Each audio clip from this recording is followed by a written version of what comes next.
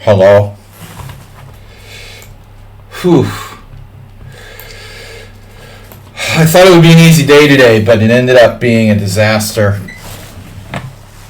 Usually Thursday was brutal for me, and today was no exception.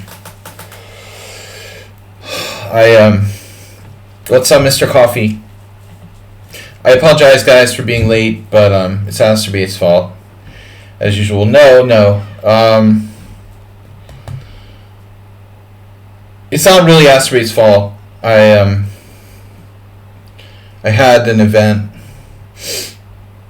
My teenage children started trying to kill each other midway through the afternoon. I heard this screaming sound while I was working. And I was like, oh man, there's some girl or woman screaming on the street. I'm like right next to the street, so you hear all kinds of stuff happening. Usually the screaming is reserved for like drunk people, like late at night. But this is at like 4 o'clock. So I spent, 45 minutes this afternoon, like on discipline and breaking up teenager battle.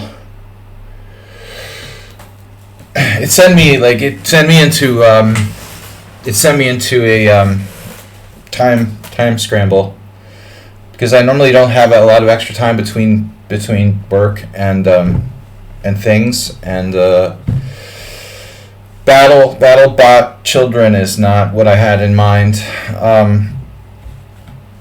So hope that doesn't happen again anytime soon. We've got a bunch of games for today's stream. You guys like my new it's kind of like, South Park when they did crack baby battles.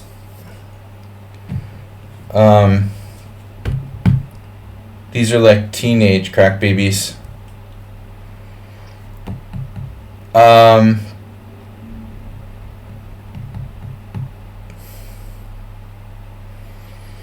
We reached the point where the smaller one has like gained in physical size, so that he's bigger than her, or as big as her, or bigger now. So this was never really possible before, where the younger one could like try to assault the older one. The dynamics are tricky. Anyway, but that's my personal life. Blobix has resubscribed us 2 days ago. Okay, no follows, nothing today yet. Physical quandary is making them sort it out with chess. Do you ever try kicking your opponent's feet under the table? I really enjoy that. Not particularly with the under 18s, because I can't, take it outside.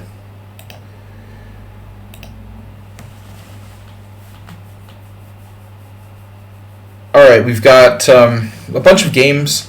ABC FIGM, Morales, Astorbate, Romantic Spectator. I've got one of my own games just for fun, if we're bored.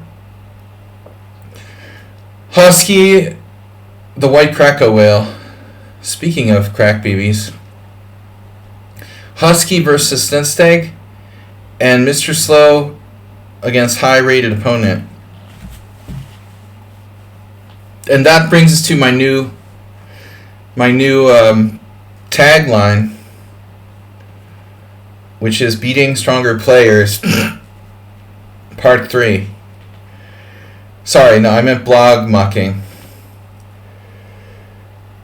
I just can't wait for when like Beating Weaker Players comes out, because that's like far more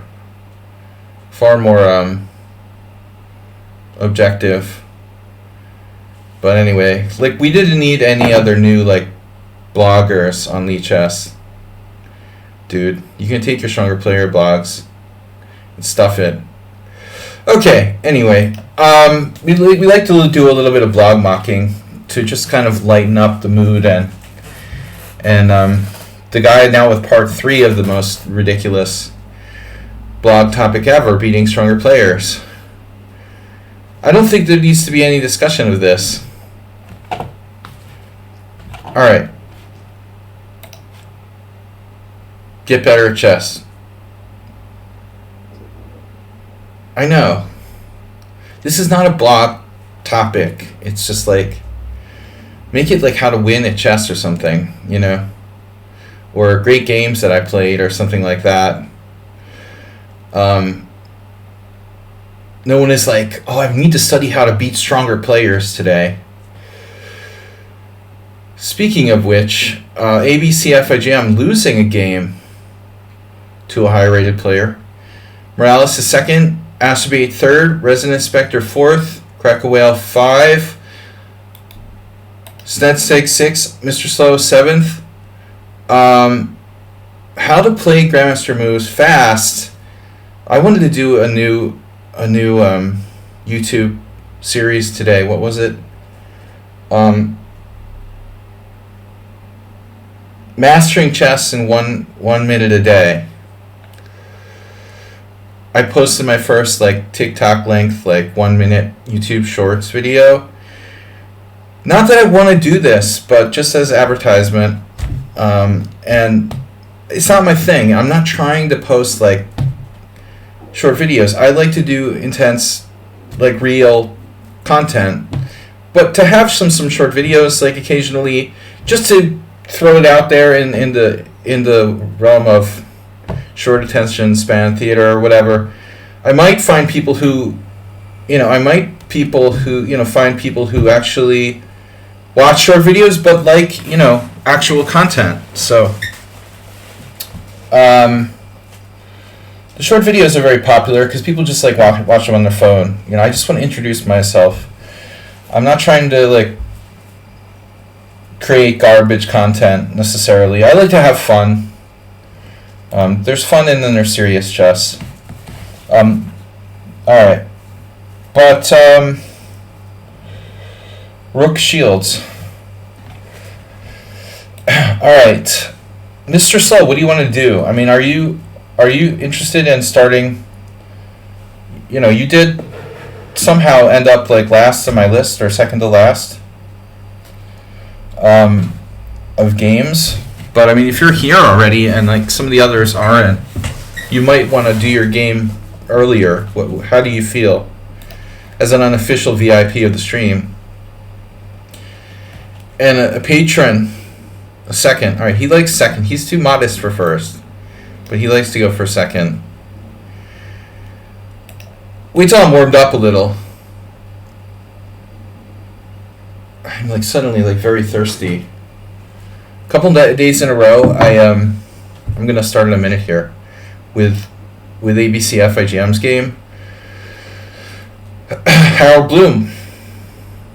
Oh, it was Brooke Shields. It said Rook Shields. It's Rookie Shields. Maybe the B didn't fit. Anyone who remembers Brooke Shields has to be like my generation or older. But what was I going to say now? I had a brain freeze.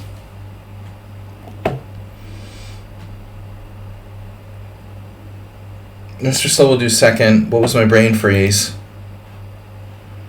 I started on something else. Now I forget what it was. Not important.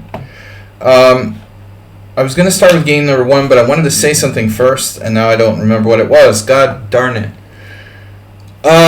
Check out my YouTube videos. YouTube, we usually post the replays from the stream. Most of them are replays from the stream, but I will try to... I'm trying to, like, actually relaunch my YouTube channel at some point to have actual content there. Oh, I didn't mean to do that. Sorry, guys. I normally had the volume turned down on this one, but I was playing some videos on it, so we had volume up, like, very high. Astrobate gifting tier 1 sub to Harold Bloom. Okay, so I'm going to flip the board here because we're analyzing games tonight. Did I miss anybody's games? You have to be a subscriber to have a game analyzed. How dare you? Uh-oh. So, whoever this guy is, I don't remember. He probably makes blogs on lichess. I'm going to assume. A3, C5. Yeah. Just to be clear on this, if you like fianchetto systems at all, I really like G6. It kind of kills B4, and A3 is just absolutely like useless in any kind of like King's Indian or modern setups. So if you intend to play the King's Indian or some other kind of like kingside fianchetto, I would play G6. Now, having said that, ABCFIGM, I don't think that his repertoire is King's Indian based, but he does play the Sicilian. You know, I'm not sure like C5 is inherently the greatest move against A3, because you're basically leveraging the ability for white to play B4 and attack your more central pawn. I'm sure that C5 is a perfectly okay move, but you notice not particularly popular. I guess if I was recommending a move here for ABCFIGM, I would have some difficulty understanding why he wouldn't play D5. Did I reach the goal for Sicily? Oh my god, Mr. Slow just made a massive donation. 121. Spoiler alert! Juicebox Wizard. Think chess. Juicebox Wizard just spoilered me.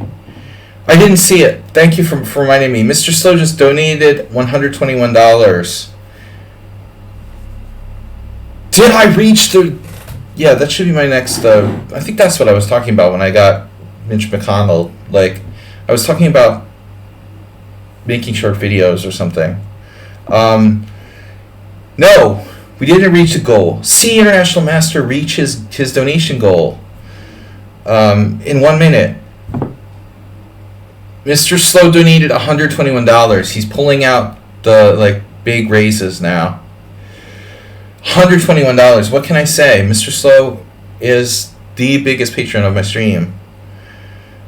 Although he likes to hide in the shadows, or remain in the shadows, not hiding, but let's say he likes to stay away from the spotlight, and he refuses to be a VIP. I forget you're an E4 player with white. Yeah, you have those problems. You're an E4 player with white, and you play the Sicilian. But anyway, Mr. Slow, what to say? You know, we did not reach the donation goal. I think we will. Juicebox Wizard, $121 takes us to 1890, which was a good year and a good rating. That's awesome. We're $310 away now. No, yeah, $310 away. The goal is master level 2200, and all my expenses will be paid except for, like, you know, extravagant meals and drinks and whatnot. Alright, anyway, I want to credit Mr. Slow as our greatest patron. There are others, obviously, Mr. Coffee, Asterbait, Move 11, etc. Enough praises. Let's start business.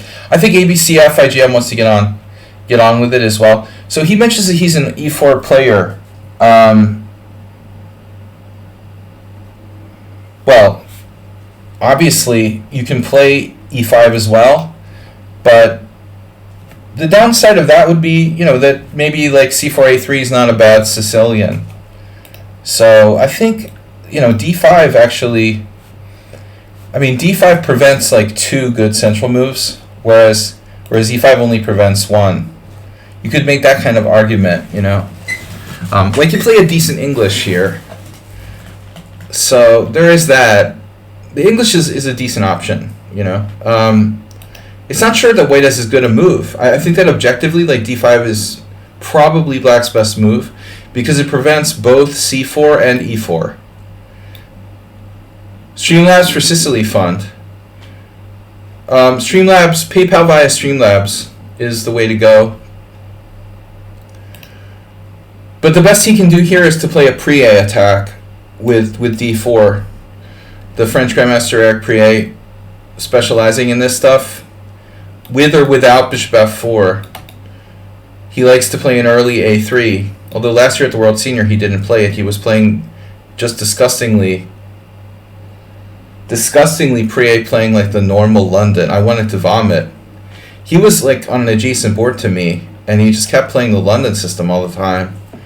Damn, dude, for a creative guy, you sure are boring. Maybe you get his rating over 2,200. Oh, over 2,000, sorry. I'm being optimistic again. Anyway, a3, c5, c4. You know, so this is a titled player, supposedly. He played a3, but now he's like waking up and playing sensible moves. a3, not a great symmetrical English. a3, not like the most useful move in the world.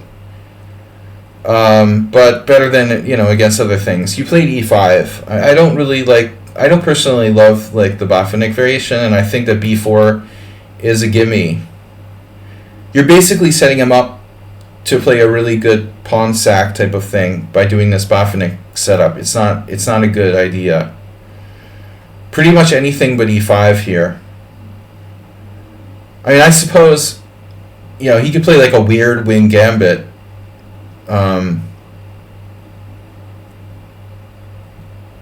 Play a weird wing gambit after like knight c6. It's not. It's like a reversed wing gambit or something. b4. Wouldn't recommend that. Here again, g6 is good. If you don't fianchetto kingside, then you shouldn't play it. No, I think GM, like, we'll call you GM, and he's IM FM. GM is black, IM FM is white. I know there's a lot of options. Play knight f6, e6, based on your repertoire. Of course, knight c6 is fine. I think like this isn't a great move because I know from experience that b5 is a really good idea against the Botvinnik English. So you're kind of justifying a3 to an extent. Knight c3, knight f6. Now that's not a Botvinnik English. In Botvinnik English world, we'll be playing knight e7. So theoretically, white could play e4 here and go into like whatever. e4, g3. g3, you know, you're sneaking into a Rubinstein variation here with knight f6. So white needs to be proactive, I think, in this position. Knight f3 attacking the pawn is a good idea. e4 is equalizing, or maybe a little more. You know, but g3 allows d5, which concerns me, because a3 maybe not the most useful move in the Rubinstein variation. So if white plays g3, you play d5 exactly. So the problem with white's position is like, is this really a good move for white?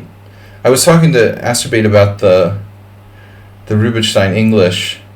Now the point is, the best move for black is fill in the blank, knight c7. The problem with white's setup is the question about a3. Is a3 a good move or not? If b4 is good, then it's good, and you know more than me. Interesting. Then this whole thing is like really playing into white's hands, apparently. If you can't play knight c7, I would say, you know, you did the right thing in not playing it. Bishop e6. But what about like queen b3? Isn't this a problem? He didn't do it. Wow, it's a reverse Marazzi, bro. Queen b3. Knight b4. I mean, it's weird. This is a double-edged move, the a3. You know, I don't know if it's good or bad, ultimately. Queen b3 is interesting. Move 11, one of my regular, one of the players I work with regularly was playing queen b6, and this is an idea anyway, you know, to hit the knight on b4. So queen a4 check, for example. What does we do? This looks okay for white. You know, this is not refuting anything either. You know, so I guess the moral of the story is, should we even do d5? Well, I just don't know. I don't know. It looks like white's setup is pretty well justified. Velimirovich, Vita Levente. It's hard to make a3 look like a waste of time here. That's what I would be thinking. Like, how can I make a3 possibly look like a waste of time? You know. But okay, I'm thinking queen b3. He plays this. Yeah, well, I mean, this is a bigger question. The computer doesn't like it. Okay, let's see specifically why. Knight b6, queen d1. Queen d7. d3. Knight c6. I mean, it's basically a totally standard Marazzi where we've played a3. And does that weaken b3 and like cause white problems in some position? Nedog, what's up with you? I don't know, the advantage here for black is bigger than what I would normally see in reverse color Marazzi, I feel like. Kind of weird. Okay. Queen b3 would be the only thing I was really worried about. Knight f3, knight c6, castles, and you're basically white in a Marazzi where white has the free move, or black has the free move a3, which isn't always a good thing. d3. This is not the game. This is the game. Castles, and now what? Now, knight c7 is Rip Mark Deason, 1980. Knight c7, aggressive move. Keeping the pieces on the board. But the tempo, actually a3 might be fairly useful against that. You know, typically a3, knight a4, rook c1, try to put pressure on c5. With black, we probably don't have time. I like queen d7 better. Personally, you're playing rook c1, reverse Marazzi. By the way, like, don't play like this with white. You know, I mean, it's like the Marazzi's bad enough, like playing it with black. Don't play it with the white pieces. That's why I wanted him to play like queen b3, objectively. All white is doing is like voluntarily playing the black side of the Marazzi with the white pieces. I mean, it's like I would want to kill myself. It's bad enough to have to play it with black. So now b6. Yeah, I mean, I'm not a huge fan of rook c8 and rook c1 with white. I think queen d7 is better. Not clear this rook is that useful here. Okay, it's fine though. You're equal. And then bishop a4. Sorry, queen a4. Queen d7 is. Is there a question of b4 being a threat here? If any problems come up, I blame rook c8 for not being as efficient as queen d7. By the way, this is horrible. Like, who does this? Knight takes c3.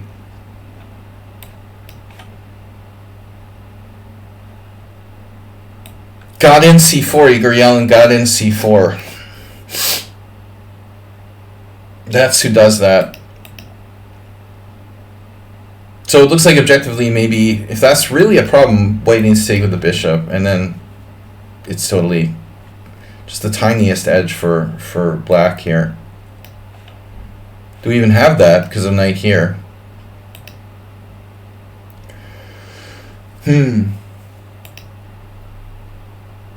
This is a little tricky.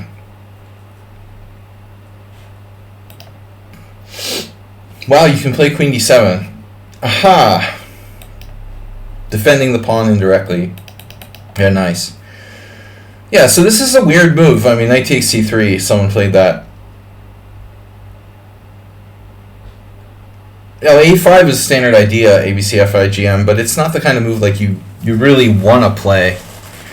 I mean, this is so common in many lines of Marazzi, but it prevents b4, but it's inflexible.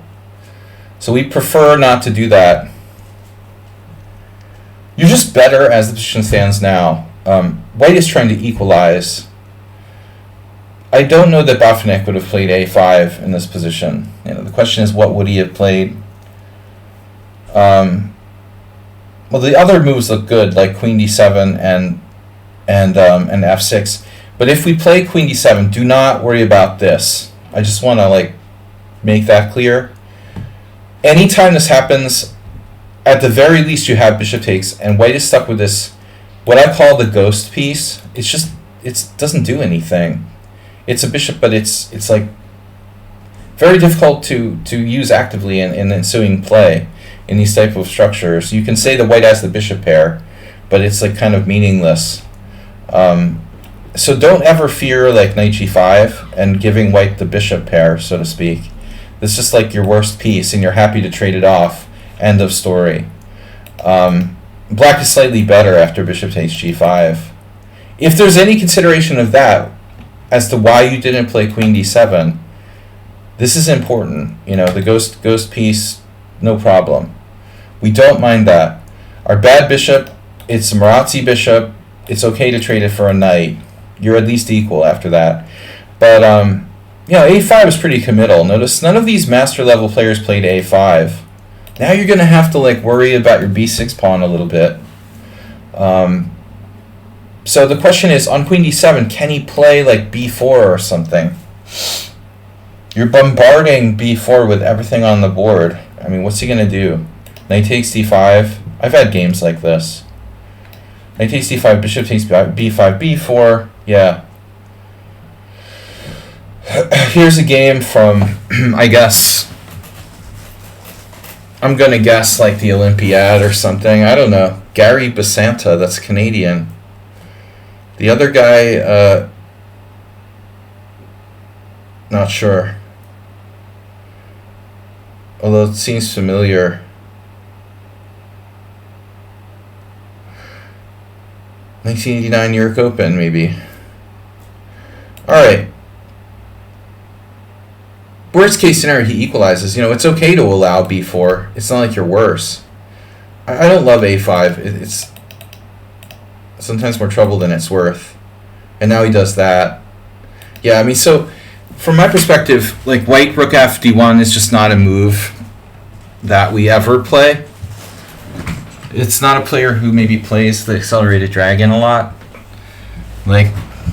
This just this isn't a move, essentially.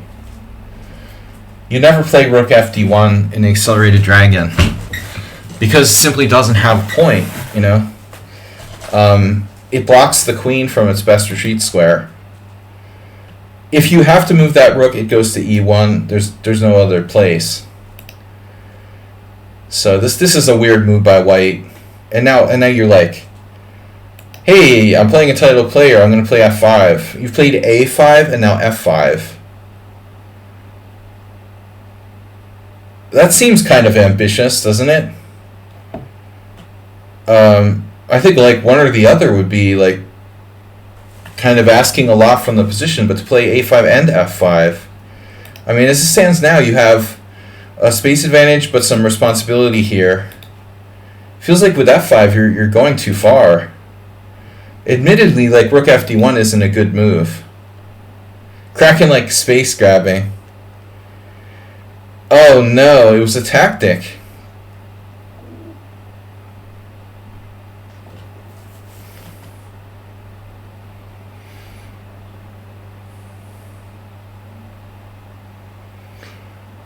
So this is simul, and black got like no time.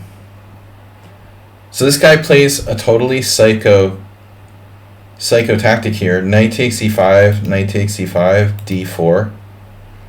What did I tell you guys? What have I told you guys like 100 million times?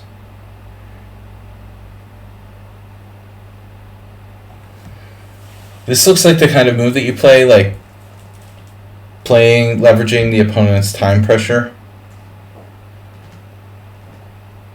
Exactly, Mr. Coffee, 99% of tactics don't work. You know those guys, there's that famous quote by somebody who probably said like chess books are stupid and teaches you how to beat like stronger players. Like 5 easy steps to beat stronger players. That's going to be my next YouTube like series. Someone said like chess is 99% tactics. I just like to like, smack them around. I don't know, maybe I shouldn't. Maybe they actually did me a favor because made some of my opponents think that that's true.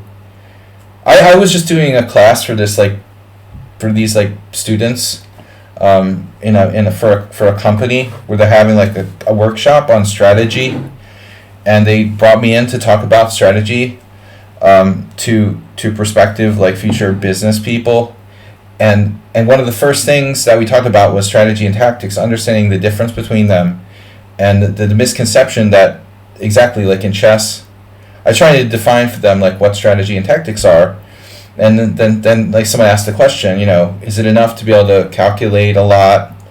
And I mean, I'm gonna just flip the engine on. Oh, shocker! -5.5. Wow. So that's the secret. How to play rook fd1 and accelerated dragon and sack a piece with knight takes e5 and d4. Triple question mark. I admit, like, black has 1 minute and 55 seconds and white has 17:28. This is how you beat superior players. You give them like 20 minutes less than you and then play unsound tactics that don't work. I think it's kind of hope chessy tactics where you're basically calculating pawn takes pawn, knight takes d5, bishop takes d5, rook takes rook, rook takes rook, queen takes rook, bishop takes d5 check, and like white is winning, that type of stuff. I mean, I knew 2 things when I saw this move, like it doesn't work and that I'm not exactly sure why it doesn't work. That's all I know. If you do this, I don't need to turn on the engine to know these 2 things. It doesn't work, and I'm not really sure what the refutation is, but I was pretty sure. Now I have to do the work, like my instinct tells me there's no way this works. And then now I have to sit down and take some time.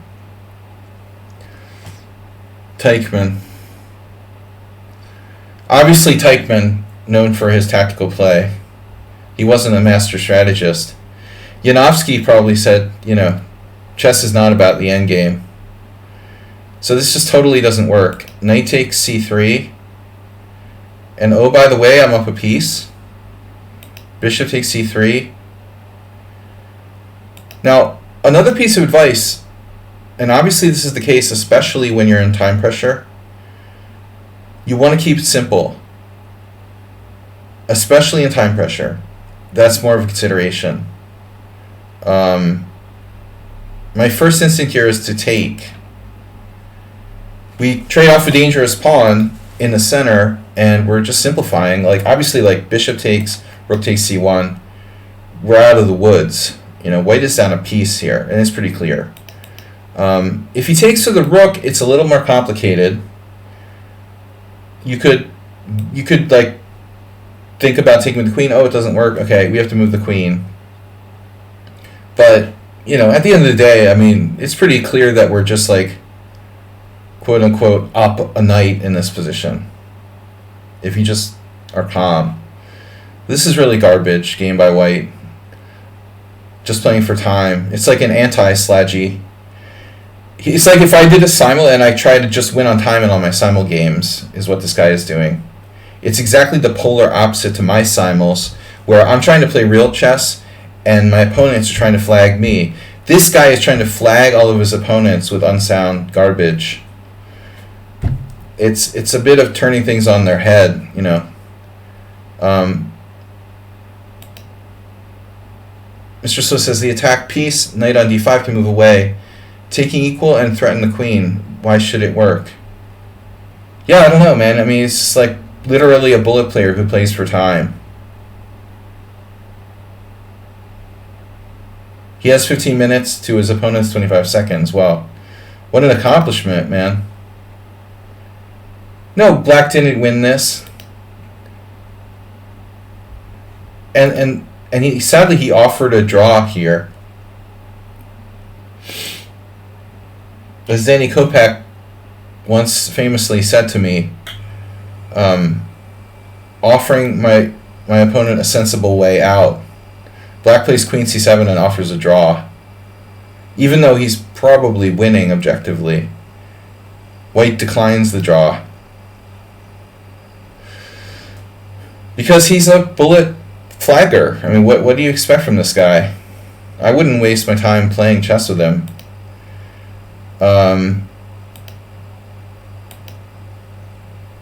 If you're pressed enough for time, you probably can lose any position. But I don't see what we're proving with that.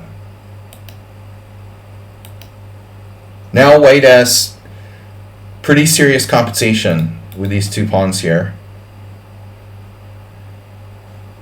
You know, he's basically trying to like show off or something. He can give you piece odds and still beat you. Objectively, maybe it's still not enough. Gaining access to d7.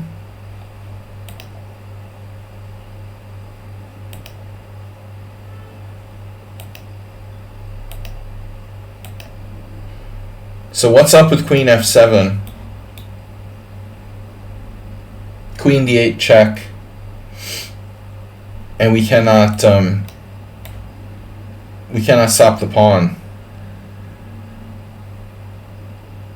Sadly. There's just no way to stop this pawn. You never know, though. You never know. One can never know, as my friend Mickey says. One can never kenosis. Maybe there's something here. Even if, even if he, like, blasted you with queen f8, king f8, queen, check, yeah, you probably would croak. Because he's going to take on f5. He's going to take an f5, defend his guy here.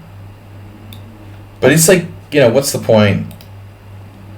Alright, so queen f7 probably loses. You have to go here. Queen takes f5. Now, no doubt, like, white has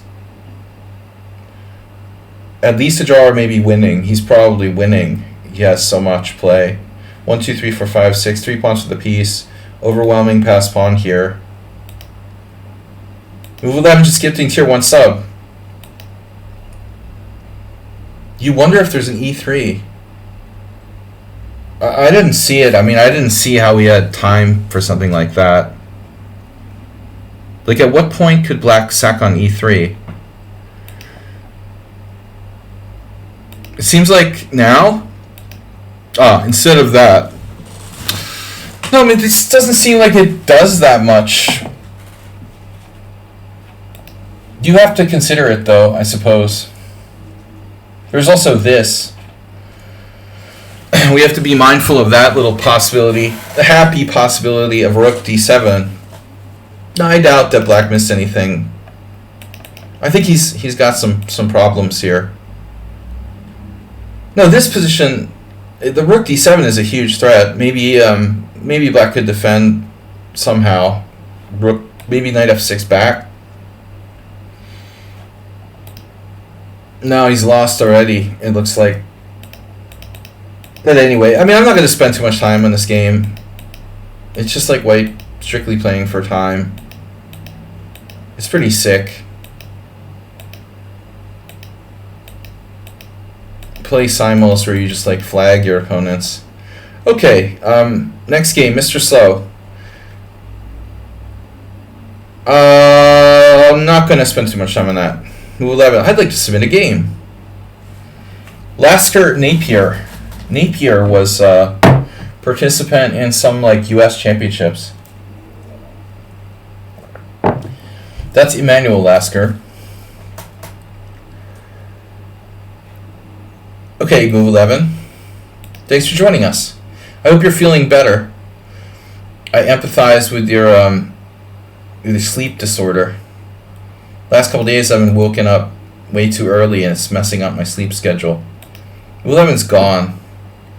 He was in there and he was gone. Get in there and get gone. Alright. Blah, blah, blah, blah, blah, blah, blah. Copy. What am I doing? Learn, study. My studies. You know what? I wouldn't mind if they don't like take the blogs off the front page. Just like don't show the thumbnail pictures. That's the thing that's most disturbing. I don't even care if they have the blogs, but just get rid of those stupid, obnoxious like photos on the front page. Edward Ewok Napier. All right, Mr. Slow.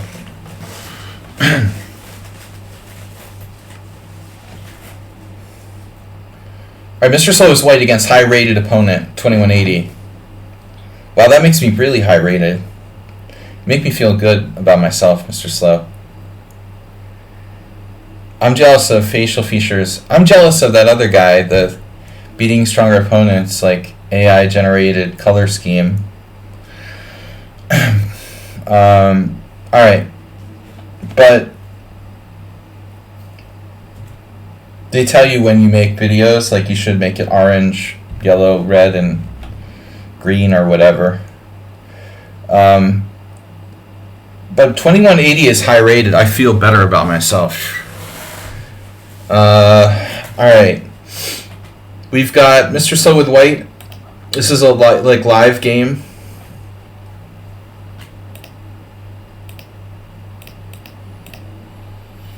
I have a love-hate relationship with the Panov, but I guess I liked it because Botvinnik played it. Not always, but sometimes, and also because I'm a queen pawn player and playing the Panov. I think it's good for players like who played both e4 and d4.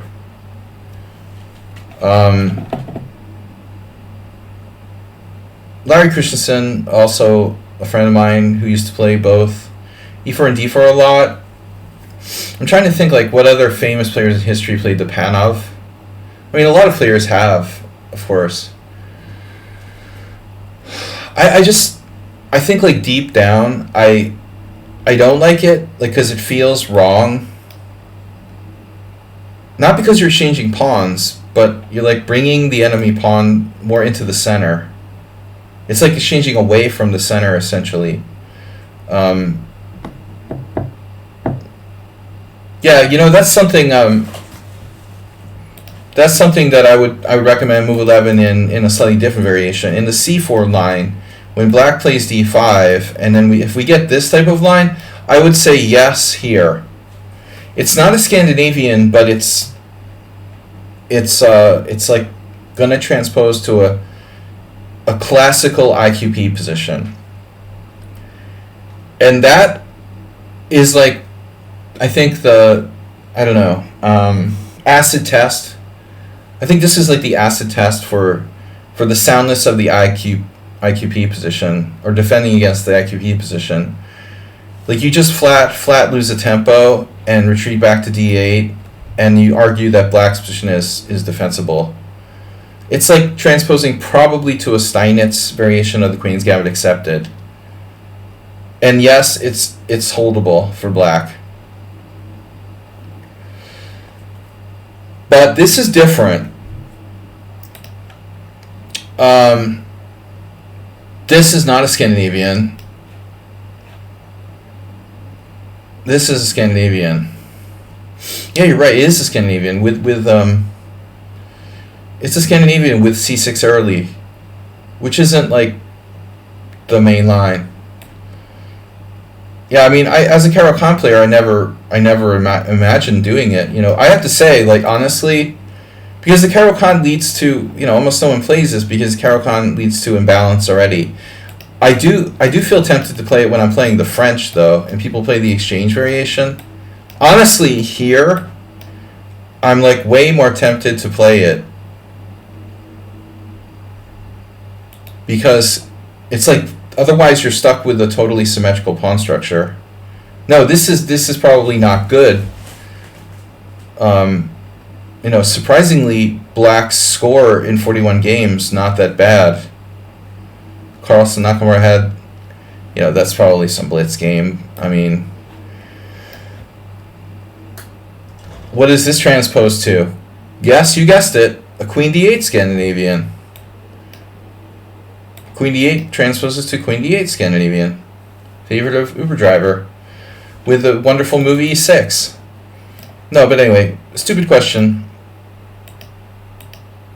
Caro-Kann players aren't going to want to take with the Queen. I mean, they would play the Scandinavian in the first place. C4. I like playing the black side. I like playing both sides of the Panov. It's very interesting and dynamic. Now, Black played Knight C6, which has always been one of my favorite variations. Objectively, Black... The scariest move for me is G6. Because this is... Asubaeva, right? She's like the world's highest rated junior now, woman junior. She's like world women's blitz champion or whatever. She played this against me a couple years ago. Right before the pandemic started, and we had a tense game in a Queen B3 variation where I was white, but Black sacks a pawn, like, kind of for the initiative here. So that's what makes me nervous about playing these type of lines. Like, I don't want to be the player who's like taking material for the initiative. I'd rather like sacrifice the material and have the initiative than be grabbing material. G6 is very dynamic. Do you recommend D4 or Knight C3 for white? Do I recommend?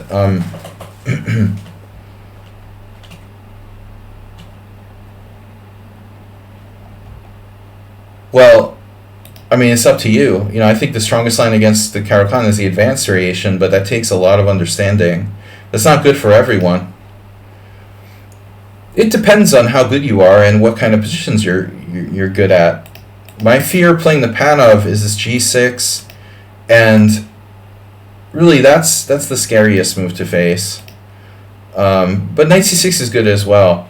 Mr. Slow played Knight F3, and now Bishop G4 is like a forced draw. But you don't have to... It's practically a forced draw for all intents and purposes. The problem is Mr. Slow can risk this because his opponent is higher rated. I can't play this variation with white against anyone who's like lower rated because they'll automatically get like a forced draw in this line.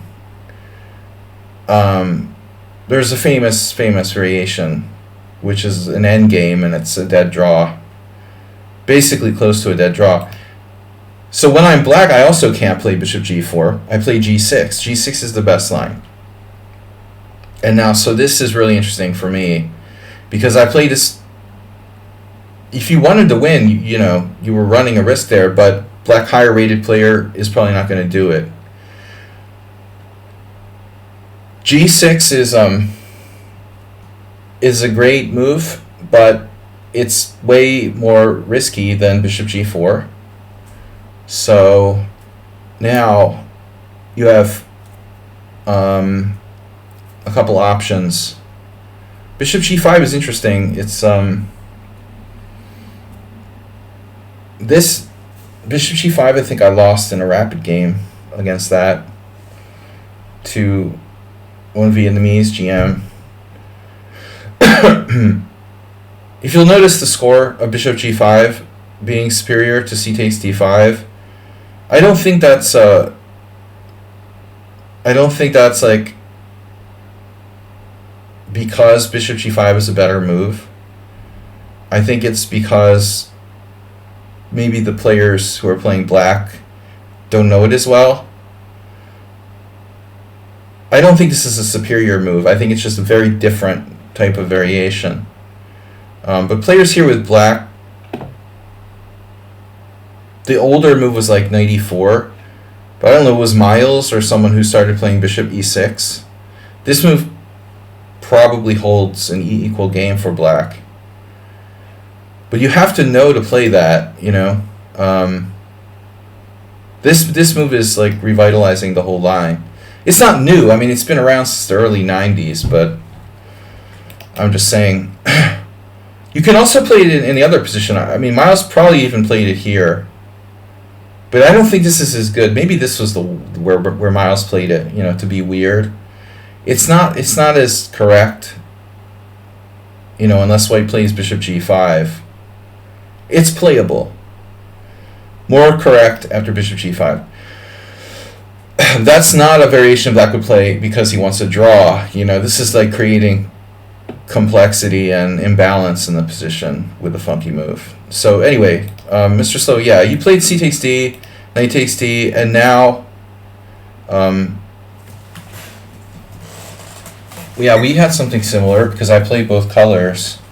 So now, like, both bishop c4 and queen b3 are possible, but there's a caveat that bishop c4 allows black another option. So if bishop c4, black has the option to play knight b6, and that was played like Anatoly Lyon versus Yasser Seirawan or something in the last U.S. championship that I played like in 2002 or whatever. Like Anatoly Lyon was able to get a draw against Yasser, even though he was like 2300. Yasser didn't care, so he let him draw. I mean, Yasser was already like pretty much retired back in the early 2000s. So queen b3 is better because it doesn't give black this option to play knight b6. Now black has two moves. They're very different. Lately I started playing e6 because it maintains control of d5 and leads to a more complex battle. I think that's best option. But the older line is to play knight takes c3. And I've played this a lot for both sides. White can play pawn takes c3, but it's not considered dangerous. I guess it's like, what is that, a draw? B takes c, bishop g7. It's not a draw. I don't know what I was thinking about, some different line. B takes c is just nothing special. So you have to do bishop c4. This is the point. And now black can play e6 too. Like, that's another variation. There's some recent games here. Okay, this is the draw line I was talking about. e6, b takes c. I had a game against somebody who did this against me, by the way. Now I can't remember who it was. Bishop g7, bishop a3, bishop f8.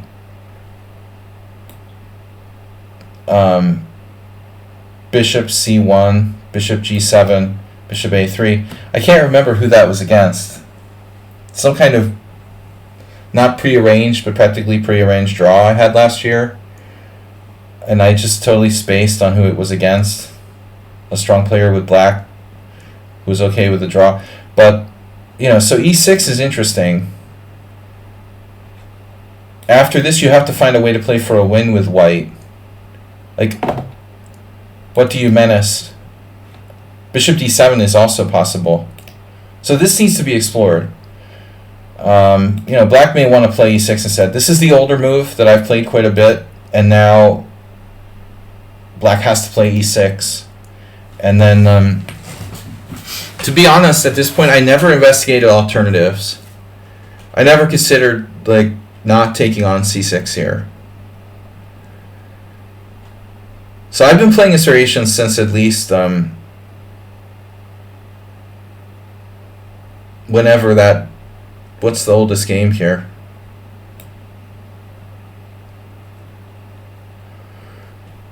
Of the games in the list, the oldest one is like 2012. And I've been playing this variation at least. I've been playing this variation like longer than that for sure. I remember playing like Olaf Sepp on NG and Pop G on ICC,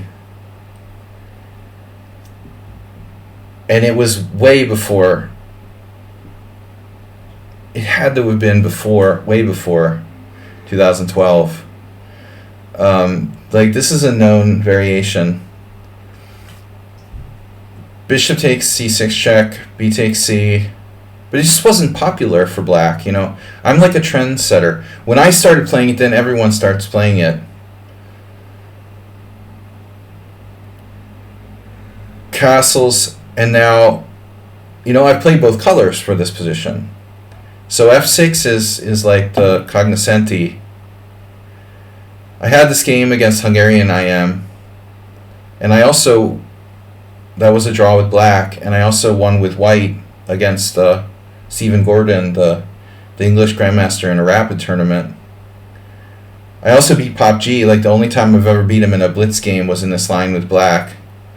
I think I'm like 1 and 13 against him or something. That was years ago. It was like 2010 on the Internet Chess Club or something. 2009. I swear to God, I mean, it was a long time ago. I just remember beating him and being surprised. Like, I had never beat him. But Pop G played bishop e3. Okay, this is a really old move, queen d5. I think I probably did that, but I don't remember that game exactly. I play f6 now, and I think it's best. So queen d5, and you can allow the trade of queens, but it's not forced. I had a game like this against Camel Culture on the stream too, and if you want to look, player Sparkle Iris is white. It wasn't Camel Culture, sorry, Clash Kid. I had 3 draws, unable to win in this position, twice against Nefedov. Oh, that's weird. I must have tricked Nefedov into playing the Caro-Kann somehow, like by starting with a Slav move order. Dave Vigorito did some videos with f6, I think. Jesus. Stealing my ideas. I didn't know that.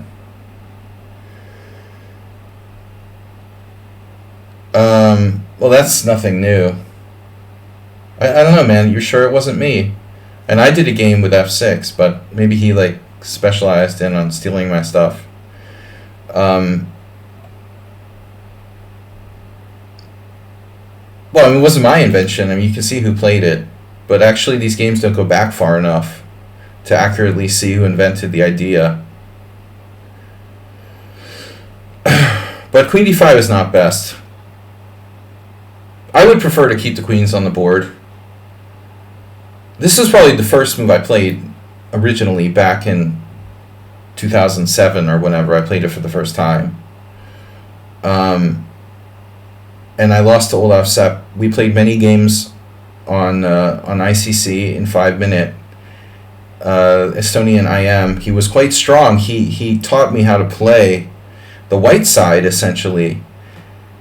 What he would do is like find a way to try to trade off my dark square bishop, you know. So if we can trade this bishop for this bishop, then we'll have like good knight versus bad bishop. You know, he'll just torture me. And he was using these support points. Basically, Pop G tried to do the same thing, but I think he allowed a trade of queens, or was willing to allow a trade of queens. I don't remember what Olaf played. I mean, maybe it was like bishop e3 and then move the queen. Sorry, we'll go back here. Go back to the game. So Yeah, the games here are very recent. There's so many that you can't even like see like where it was invented. Obviously, there's a problem with Queen E3 that it blocks the bishop.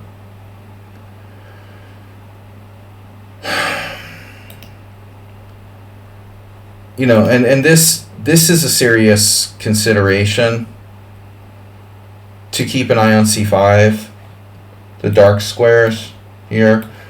That's why I played Queen C3 a couple times.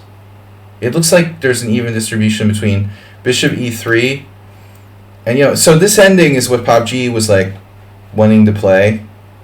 He was happy with this ending, but I mean, realistically, like, White's winning chances aren't that high. It looks like Black can probably grovel for a draw here fairly reasonably.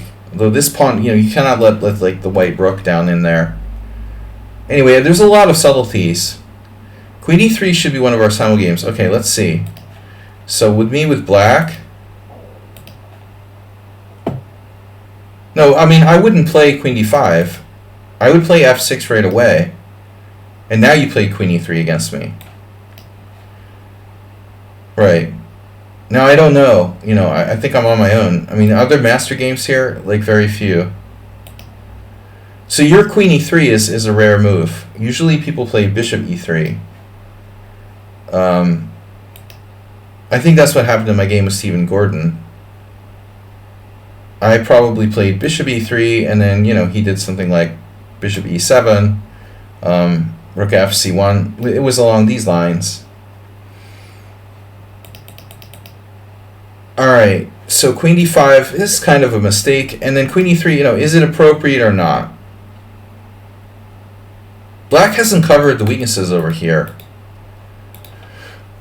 So, if you play Queen C3 instead, theoretically, you might be able to play maybe Bishop F4, Bishop G5, or even Bishop H6 later on.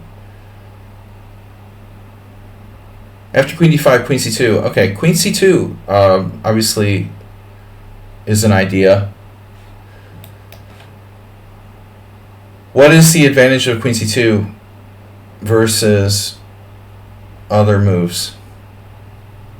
Don't bother to defend D4. Well, it's definitely playable. What are the virtues? You don't get pinned by like C5. You can see it was played here by reasonable players. Queen C2 definitely a move. But most people play Bishop E3 under the assumption that the ending is good for white, which it probably is, but it's nothing like earth-shaking. White is only better by like half a pawn here. So, I mean, that's why I think I played Queen C3, because I didn't want to trade queens. The other thing is that focusing here, there's another point to getting off the c-file, though. You know, beyond Queen C3 or Queen C2, you might want to like not block your rook's access to the c-file.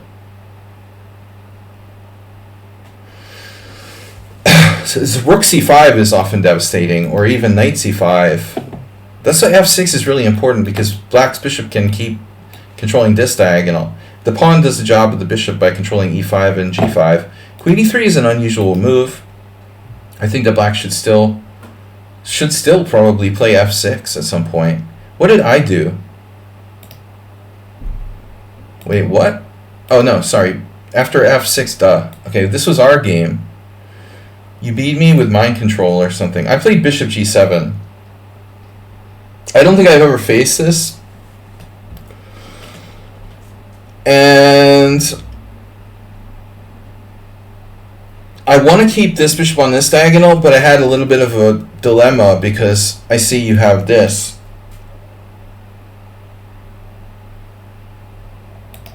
That happened in the game? No. Because if I play bishop e7,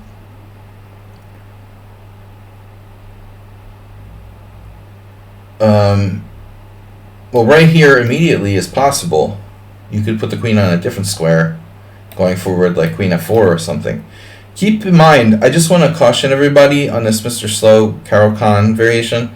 These pawns can be very dangerous, but it's double-edged because they also can like weaken Black. So a lot of games are decided, like that's how I won with white against Stephen Gordon. He like moved his pawns up, and then eventually his king got popped open, and he like, you know, had an accident. It's like difficult to judge what to do.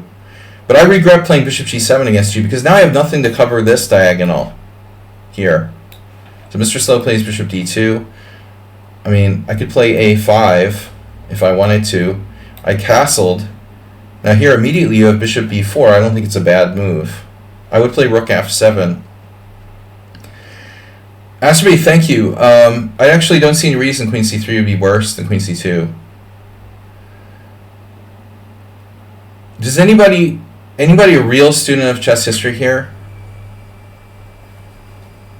Do you know? Does anyone here know what player was the first to really use this idea of rook f7 parentheses f2?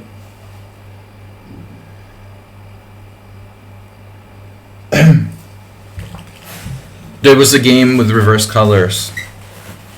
I mean, a very famous game. He was a very strong positional player. Yeah, it's not Karpov. It's older. Rubinstein. I can't remember off the top of my head. There was a very, very famous game where Rubinstein was white in a Tarash. So it was one of those white is in the Tarash with a fianchetto and plays like g3, bishop g2, then later has to play f3 and gets the rook up to f2, and then later plays e3, and the rook is able to get out. You know, so he maintains control of all squares on the fourth rank while getting the rook up, you know, to an active position. What black really wants to do, and I was able to do this in one game, is like clear the diagonal open. I had this one player who took my pawn on c6.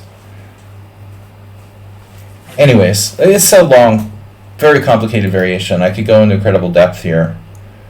So anyways, game follows a slightly different variation from our game, bishop d2. Black omitted f6. So now, you know, you're getting hit by the, yeah, c5. You're getting hit. This is what Olaf Sepp did to me in the old days. I realized pretty quickly, like, this is a serious problem. That's why I started adopting f6. There's another caveat here. That's my favorite word for the day. That, like, taking this pawn is not necessarily good for white because you open that can of worms.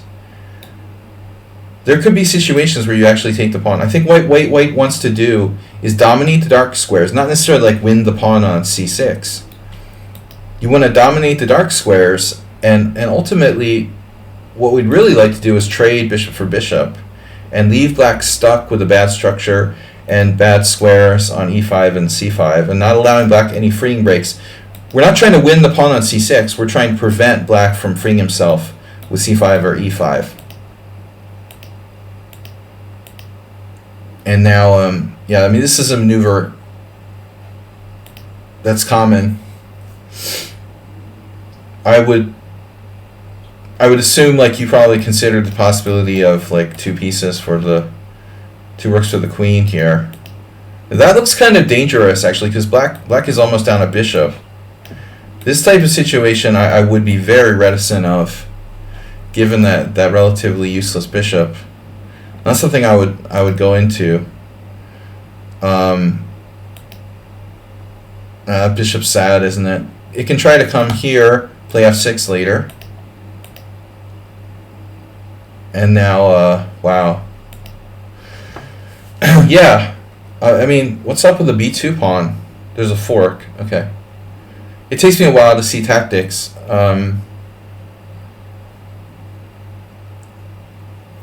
Well, I don't know. Why doesn't he play like rook c8 here? Shouldn't this be the plan?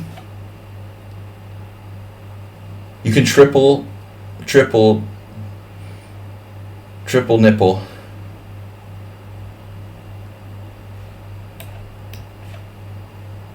But again, I mean, I'm not sure. There's also possibilities here. Queen a3.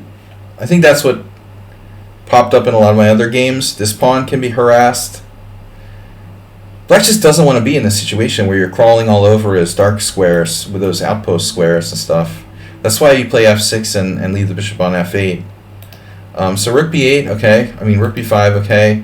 And then this is kind of a weird move by Mr. Slow. I would think bishop c3 is a slightly weird move. I will mention another idea, though. Should you play b3, which I think is normal, but it does cut you off. Black would like to play a5, a4. The pawn is more takeable. More takeable, I like that. I don't know, man. The pawn doesn't look takeable. This is takeable too. If you takeable the pawn on c6, you're gonna find that your d pawn is takeable. And then we're just like trading a lot of stuff off and ultimately helping black to almost equalize. I just never think like taking that pawn should really be a primary focus. Maybe incidentally it might be good. But this looked kind of like you can do what you want. I mean, I still think like b3 is okay. But I definitely don't want to drop the pawn. It seems weird to defend the pawn with the bishop and block your rooks. That's all I'm saying. And I know I'm right. But you can't, it also defends d4, so, you can't do this, right, because of queen takes d4.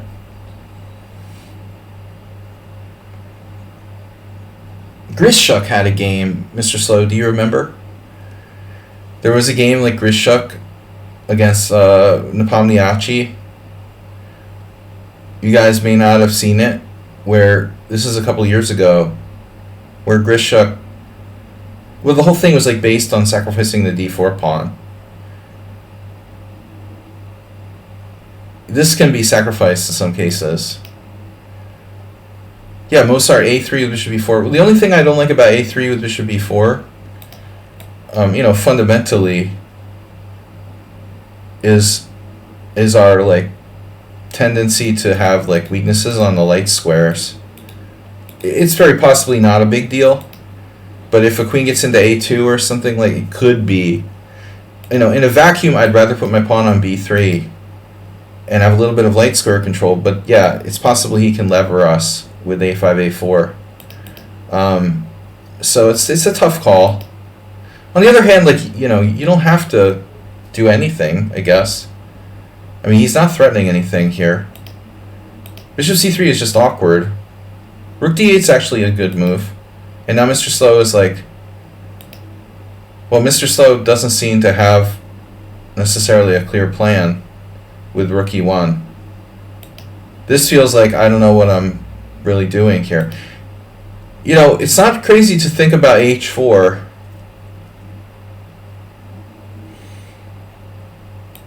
You have so much good control of the center. But I mean, I'm anticipating bishop e8 followed by f6 for black. So rook e1 does make some sense. Mr. Slow has a subtle point to this. He's inhibiting like black from playing f6 by kind of indirectly looking at e6. Right. It's a subtle move. It's not just random. We call it in Hungarian össze-vissza húzogat, which means like just moving the pieces back and forth. My team captain makes fun of people for doing that, like basically like a wood pusher. It looks like you just össze-vissza húzogat, like rook c1, rook e1, rook c1, rook e1, but this actually has an idea behind it. It discourages f6. So now h3, and then black like lost his mind. Okay, h3 is just, I'm not going to do anything, it's your turn. I wouldn't, like, dude, I wouldn't, like, snort if you played h4 here. You have so much control of the position. This is not a terrible move. And if you play h5 even, I'm not saying I would do it, but maybe it's not so bad. But h5 is really like, what are you doing, bro? I would honestly like, I do this sometimes while I like make faces at my opponent. The last time I did that was like last tournament. There was this one move, this girl, a woman played against me that was so bad. I was like, I couldn't believe it. I like raised my eyebrows and I was like, that's like a shocker, you know. And sometimes I can't control my like emotions. It's like h5. What are you thinking? You know, I mean, this is like, I'm gonna trap your knight. He was just afraid. It's a defensive move. Okay, it's a defensive move. He was afraid of knight g4, I guess. Maybe I'm being overly critical, you know, of h5. Okay. I'm probably being overly critical. It's not that bad. I wouldn't know if it's good. It's not the most flexible move.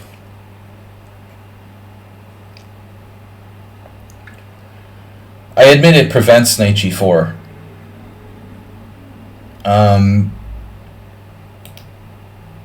Now what? We keep anticipating, you know, it weakens g6 slightly. I'm anticipating like white playing g4 next at some point. It could happen, man. You played a4, wow. Yeah, I don't know. I would be unsure. It's a tricky position. But white is much better, but this feels familiar to me. Someone else did this against me. Did you do the same thing against me? Mr. Slow, I've definitely faced this somewhere in the recent past. I mean, you know, again, like Mozart's kind of dark square thing makes some sense. He suggested a3, but I mean, you know, b4 would likely follow. It's not ridiculous to play b4, but we would have kind of like weak light squares. So a4, and then trade. And I see a dark square bishop exchange on the horizon, which is a very, very dangerous positional concept. If your pawn was on b3 right now, you know, you could theoretically put your knight on c4 when he plays queen d5. Just saying. It would be nice if I could play knight c4 right now.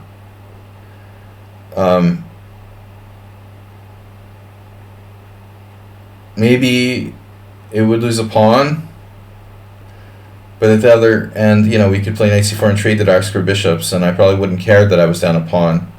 His position is so like wretched. The key is to trade the dark square bishops. King h2. Okay. The key is to trade the dark square bishops. If you play knight f3, for example, let's just say you play knight f3. Not like the most aggressive move, but f6 is not really an option. Well, it is, but it loses a pawn.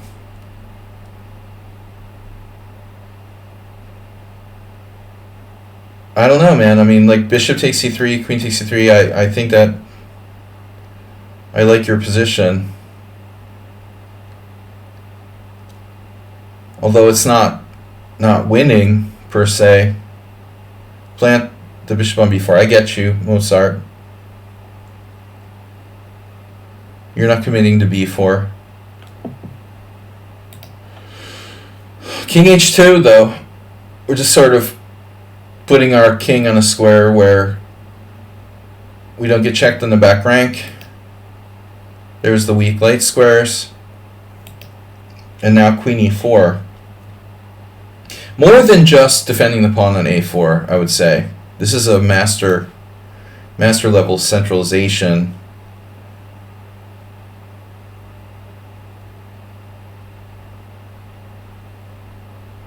I was wondering if black plays rook d5.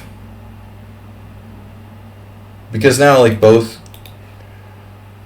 Those are both heavies are pretty active. You have tactics. Knight takes g6. Pawn takes g6 doesn't seem to work. I mean, you never know. Like you might have some kind of thing where you can sack a piece for several pawns. Rook e3 is an idea, definitely. I love the centralization. But I really want to see the dark square bishops get traded. And I don't really want to see the queens get traded. So now he does like what I would call kind of the unthinkable, right?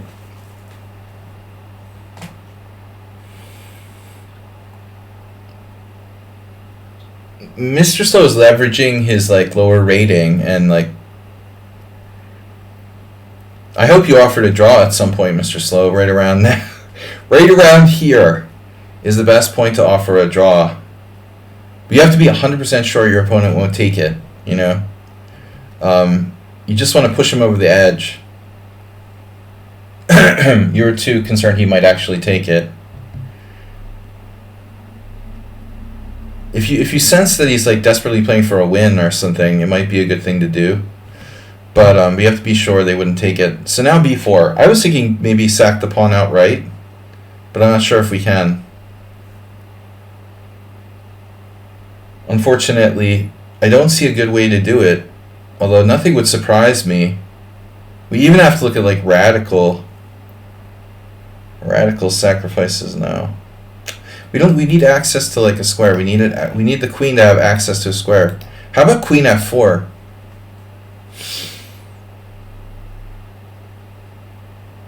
No, I mean if he's just like taking this pawn, black's in a lot of trouble, right? And it's connect 4.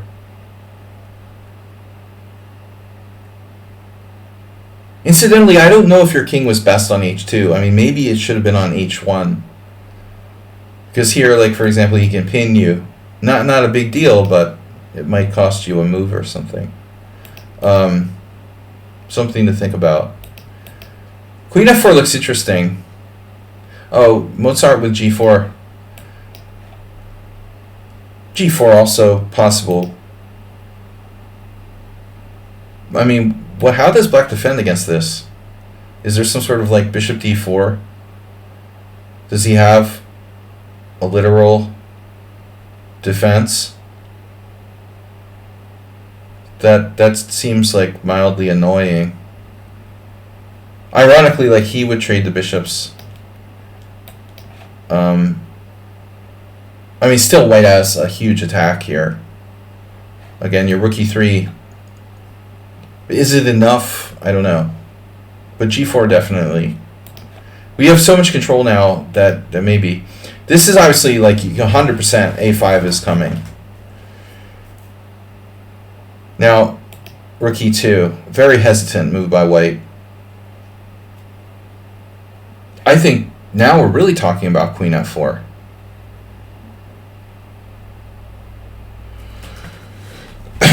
One variation that's nice is this type of thing. You can avoid exchanges of queens.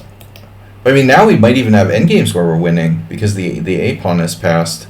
Not the best pawn, but better than nothing. Rook e2 is a very creepy slow move. Oh, you're threatening rook d2. I'm sorry, I missed it. You're actually threatening rook d2. So it's stronger than I thought. Mr. Creep. No, I'm just like totally missing it. That's why you're Mr. Slow. The creeping crawler. So pawn takes pawn. Oh, maybe he sacks his queen or something. Pawn takes pawn, rook d2. He can sack his queen there. No? Pawn takes bishop, rook takes d5. What's up here? Let's check the engine. That's not enough. Sad. I wanted it to be enough. I wanted that to work. Oh, he has bishop takes c5. Wow. He has bishop takes c5. Uh-oh. Oh, shit. My spider senses were right, but my calculation isn't good.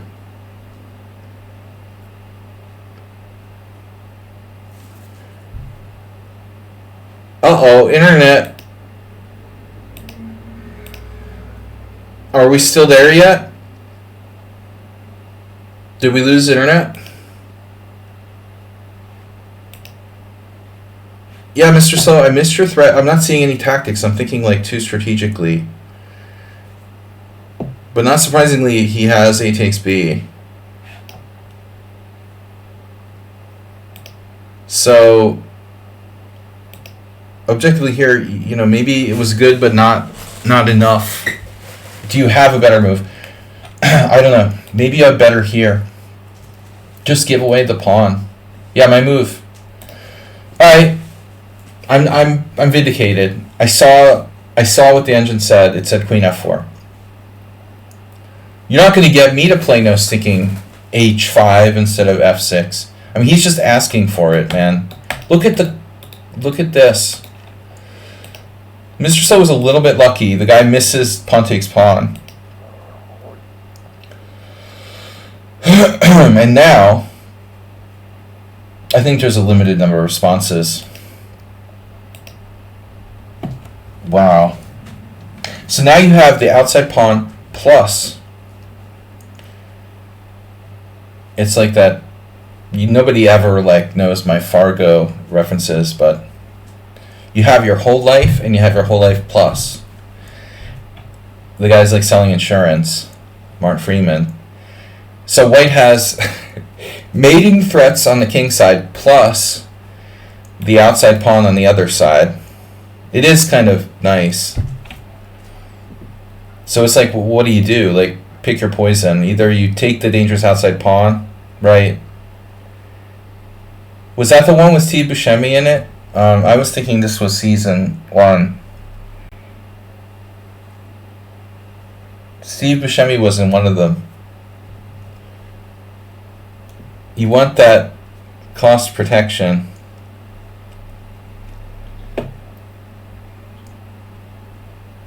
So he takes that, but now the king side looks problematic. Mr. Slow, though, he has like a different perspective on the game. It's like the time I got crushed by this Vietnamese kid. He's thinking mostly about pieces. I was real focused on this whole mating on the diagonal thing. It's so primitive. I'm sure that there's more than one win here. But actually, yeah, this is best. Because there's multiple ways again. There's this. There's queen takes e8 followed by knight d7. And okay, well, pawn takes pawn. Queen d4 isn't going to work. And then, okay, he's just like dropping a piece. Mr. Stowe wanted to avoid the back rank check with the king h2. Black basically, I have to make sure my children aren't killing each other again. I'll be right back. We had an incident earlier today. Queen takes c6 check, king g7, queen e7. Mr. Slow and torture us. You're a cinephile. My wife has a master's in film. Oh, wow. So what did you say, Nedog? I missed your previous comment. What were you talking about? Yeah, the movie was great too, but different. Did Nedog say something meaningful? Oh, he was in the movie. Oh yeah, okay. Yeah, I'm confused. He was in the movie. But I like him best as the monster in Monsters Incorporated. That was his best role.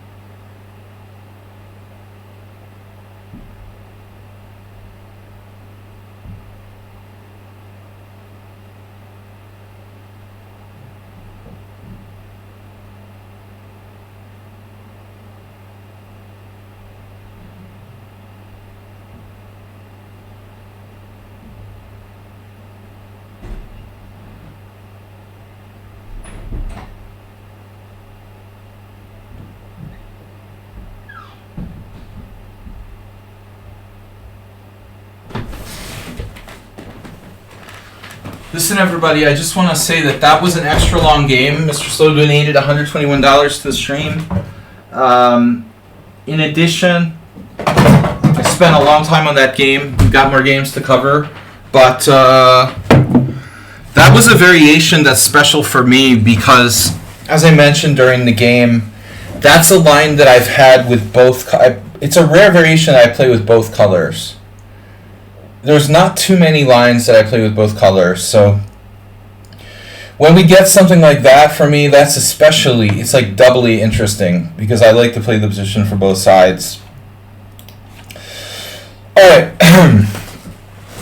Morales, here we go. Petrov, not really in the Petrov mode lately.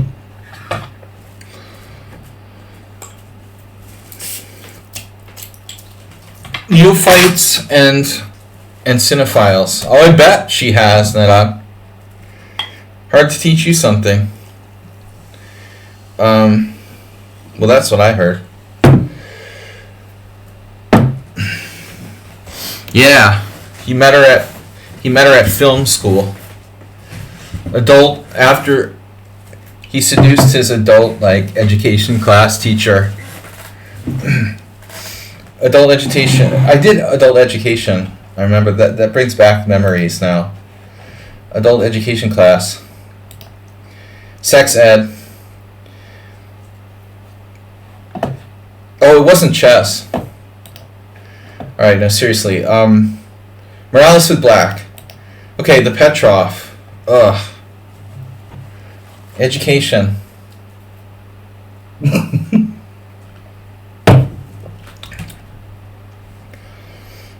Alright. Petrov Black from Nephew. Morales. Did I miss any major donations? Dorak Baser has followed. Asanovsky has followed. Alexander Davidov has followed. Astrobate gifted the sub to Mozart. Astrobate also donated 123 to make it 1891.23. And Mulevin gifted a sub to Marco. Astrobate gifting the sub to Pirate Hawks. Pyrox. It's like hawks and pirates. It's not parrots, it's hawks. Anyway, alright, the exciting world of the Petrov. No elephant gambit for Morales.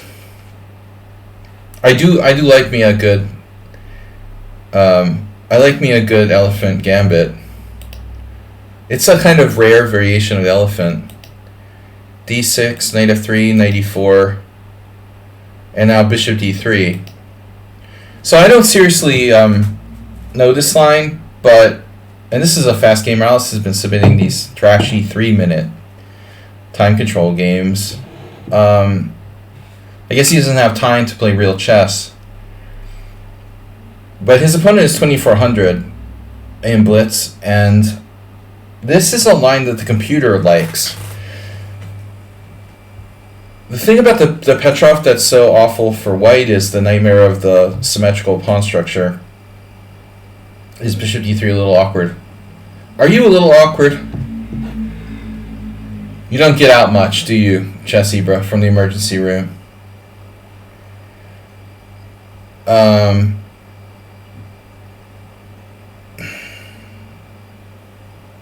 Well, if you consider the fact that it was created by Morozevich,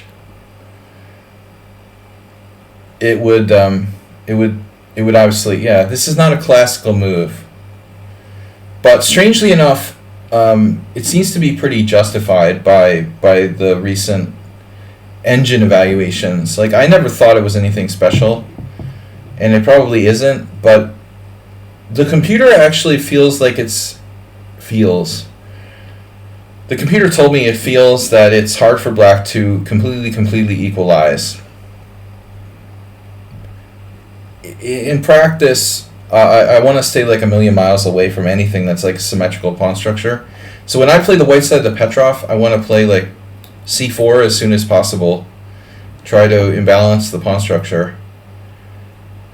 Now black has usually like knight c5, knight f6. I guess I looked at both of those moves.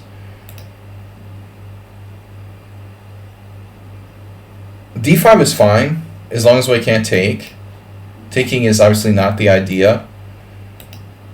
I don't think I considered this for black, though. I prepared knight f6, if I remember correctly. The idea is that knight c5, the knight gets off track. It's kind of the idea with the whole line. To like induce black to do this, and now the knight is like in the way, the same way white's bishop was in the way of the pawn. Now this knight is going to end up like going to e6, where it kind of gets in the way of black's pieces. It gets in the way of the bishop. It gets in the way of the rook on the file. It's certainly more boring than anything else. Yeah. Right. Well, it was a sensation when Marzavish started playing it, and he beat some strong players. I would recommend black just play knight f6. This was my preparation, but still, look at the score. Not because white is that much better, because most people probably don't prepare very well for this. Okay, but d5. I mean, queen e2 looks kind of greedy.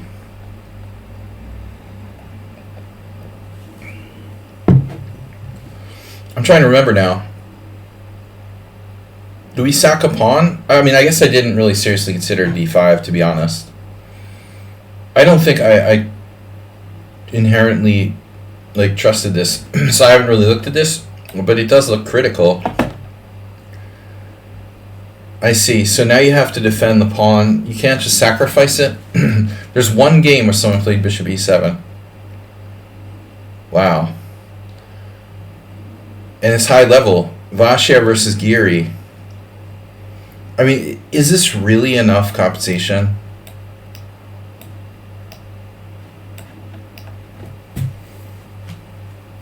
I don't know. One thing I'm going to say is that I wouldn't trust this with black against a computer. But I'll admit that human versus human is probably playable. I also wouldn't want to play this with black against Mr. Slow in a simul game. Where did my little pawn go? It's where's my compensation? I have some, maybe half a pawn. But seriously, what is this, a blitz game or something? I mean, rapid blitz? I would guess it was a fast time control. And Giri we trust, it's true. Giri is one of the most correct players in the world. He's basically is a computer. I see a very computer influence on his play, but I would imagine if you measured the CPL of all the top players in the world, Giri would be near the top. Mozart? Seriously? In terms of overall perfection. From what I could see, he plays the cleanest almost perfect chess of anybody. Although maybe he's made an effort to get a little more dynamic. If you could try to imitate a computer, Giri would be close. Anyways, okay, so his opponent didn't play queen e2, but it looks like queen e7 is the move. White castles. Black plays this. There's nothing awkward about that whatsoever. And then queen d1. Oh, queen d1, queen d8. Rook e1, check, bishop e7. See, this knight, it always ends up going somewhere weird, c5 or d6. On d6, it's not as bad as e6, but it still interferes. It's interfering with our bishop going to d6. Okay, anyway. White's move is more natural. Castles. The knight is not that well supported on e4. But I think the main concept is kind of a Kopak Sicilian here, where white does c3, bishop c2. And if black plays knight f6, I guess it'll transpose to a knight f6 variation.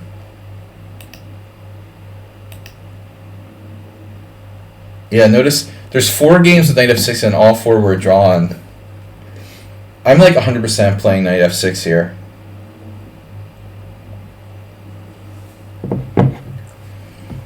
But again, I have the fact that I did analyze this a bit, although I don't remember what I analyzed now. I mean, the chances of anyone playing this against you are like 1,000,000 to 1. I specifically prepared for Horvath Adam, and he happened to have played this like once or twice, but he ended up playing the like 4 knights against me. The only way I'm spending time like prepping this variation is if I know I'm going to play a guy who plays it. Otherwise, I'm not wasting my time. Knight f6 was played, c3 was played, and it's Gunina versus Porkestein, 2019.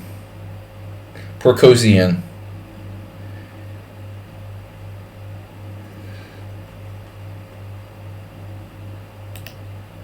Wow, this is exciting. And this is like, so Csaba Balog, another one.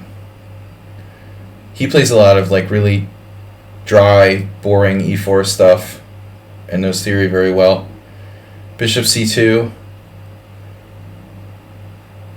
I mean, the thing is, if you did play knight d6, you're trying to do like a French exchange variation, bishop 5 idea. Waiting to throw an h3. Okay, maybe you're right, Mozart. So this is the time. Can I get that all in though? Like the h3, c3, 9 h3. Okay. So we can do it now. Stopping bishop g4, and then black doesn't have anywhere to put the bishop, basically. So now black gets stuck playing what is essentially like a Queen's Gambit decline type of formation. It's excruciatingly like boring, but more boring for black than for white. Black is on the worst side of boring, with 0 winning chances, and the computer says that white is better by 0.3, no matter what you do for the rest of your life. For the next 40 moves, white has a 0.3 advantage. There's nothing like playing that type of position. c3 castles bishop c2, and so he allows bishop g4. And that's transposing to Gunina versus Porkasian. When I lose in poker, that's what I'm thinking. What happened to my poor Cashian? Alright, no dad jokes.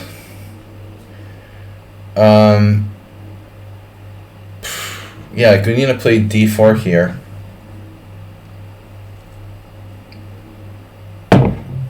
You know you have nothing when you're considering playing d3 in this position.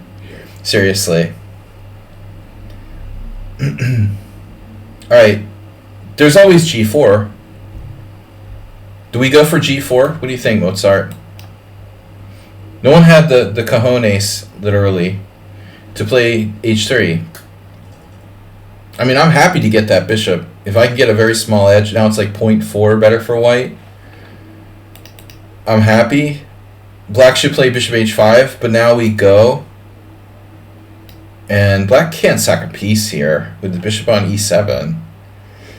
So I have to go there. And then white plays d3, avoiding the exchange of light square bishops with the idea of 95 or something.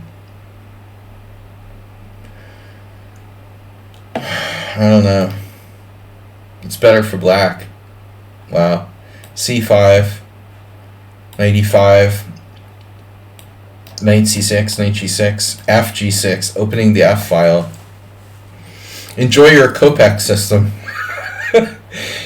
I don't know. Yeah, I mean, yeah, it's too much. It's too much. I was just trying to be creative. You know, is there some way we can deal with this? It's too much. No one bothered to play h3 because you can't play g4 anyway. Black wants the bishop on g6. Right. It's nothing. It's just nothing.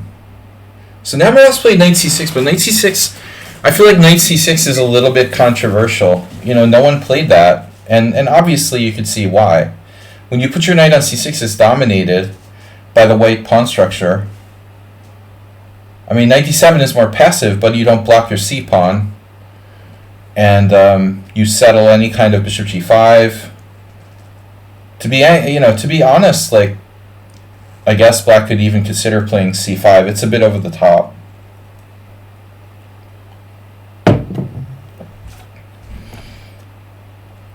I mean, Raunak Sadwani versus Jeffrey Zhang. What does Jeffrey Zhang like do except for play Title Tuesdays, bullet chess or something? I mean, what's the point of becoming like a 2700 player if you never actually play chess? Is he like studying in a PhD program at Princeton or something? I don't understand. What does that guy do? Why did he become a 2700 chess player? Does he actually ever play chess? I hear nothing about him. That's a name to keep an eye on, though. The Indian guy, I would say, like, much more so than Jeffrey Zhang. His opponent, the Sadwani guy, that guy just keeps going up and up. He's like 2,600. He was 2,500 like a year ago. He's going to be like 2,700 next year and 2,800 the year after that. I would seriously keep an eye on the Sadwani name. Very, very up-and-coming Indian player. Morales, this is weird. But White's position isn't that threatening. Well, there's something crazy about that whole thing, about chess players becoming 2,700 without ever, like, leaving their, like, nation state or something. I mean, there's something insane about that. No, I also don't think that, like, you should be able to get the GM title. Take your pick with your favorite Indian up-and-comer. Well, this one's not on the radar yet, Of course, there's a lot of them, but I noticed his name in the database. He's constantly playing interesting lines, too.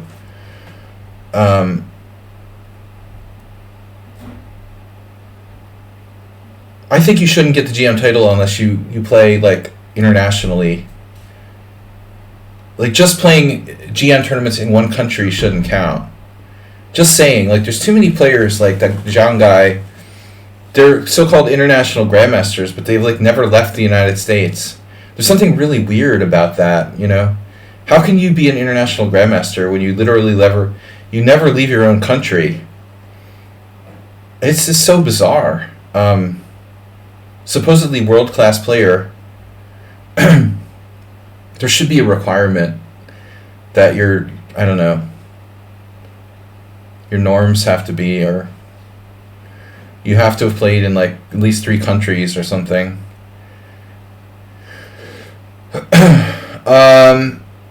Anyway, I'm off subject here. Knight c6 is weird. Rook e8 is, like, totally standard move.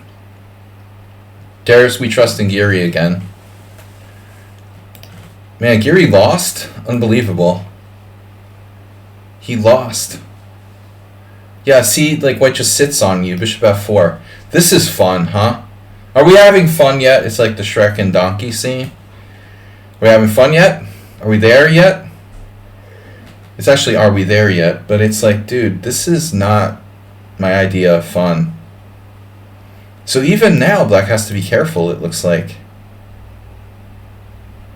That's why the computer likes this line, man, seriously. So why is knight bd7 so much better than rook e8? Bishop f4, White won another game. This is Gunina versus poor Kashian. Rook e8. Gunina couldn't beat them. 200 points higher.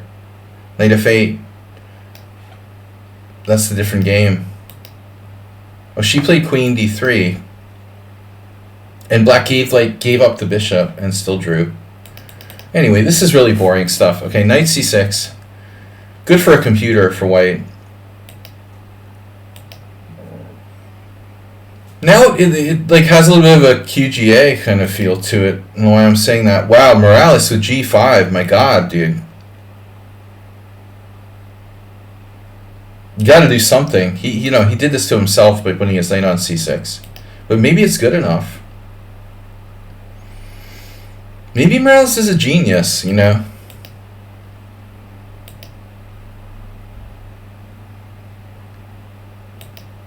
we should give him more credit.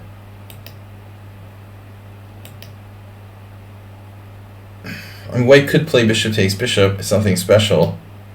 Now h6. Maybe he's a genius. Rook c8. God, man. Nedog. You should play the London system. The Slav with rook c8. London system with rook c1. This is a half-open file. It's a future half-open file. That's the way to think ahead in chess. Meow. I mean, I don't think that white can do anything about this at the moment later. Yeah, actually, maybe Morales is a genius. Knight c6, bishop f4. Bishop d6, you know, screw you. Could white do something weird like bishop e5? This is not dangerous. Now we can do rook e8. Now I think this is kind of sort of cool. take queen d3, g6.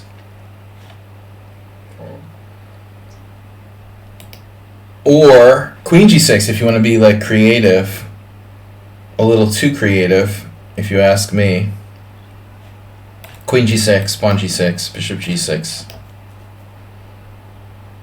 A little too creative, maybe, I don't know. But no, okay, bishop h4, boom. I like this. I don't know if you have to exchange, but I think you have a point. Queen d6. Boom. Subtle and brilliant. Morales just not taking any shit off this guy. Rock, the rock. It's a 2400 playing white. Oh man, he had to find queen b1. Morales is like better now. And you traded on f3.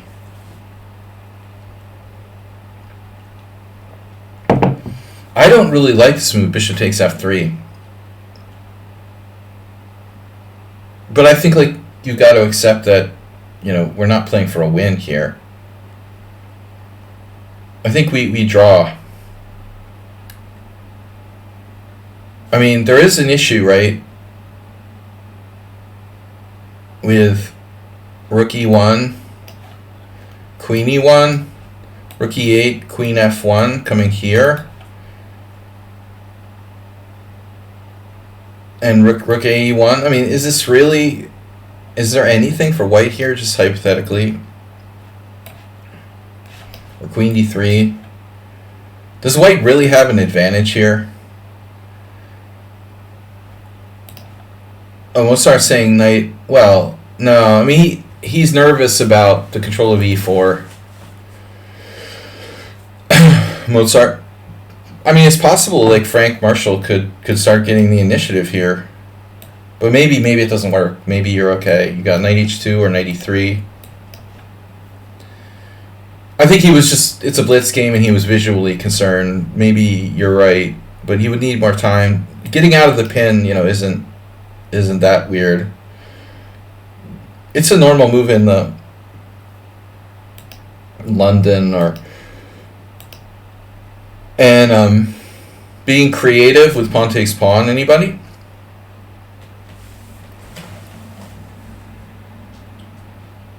Well, speaking of the f5 square,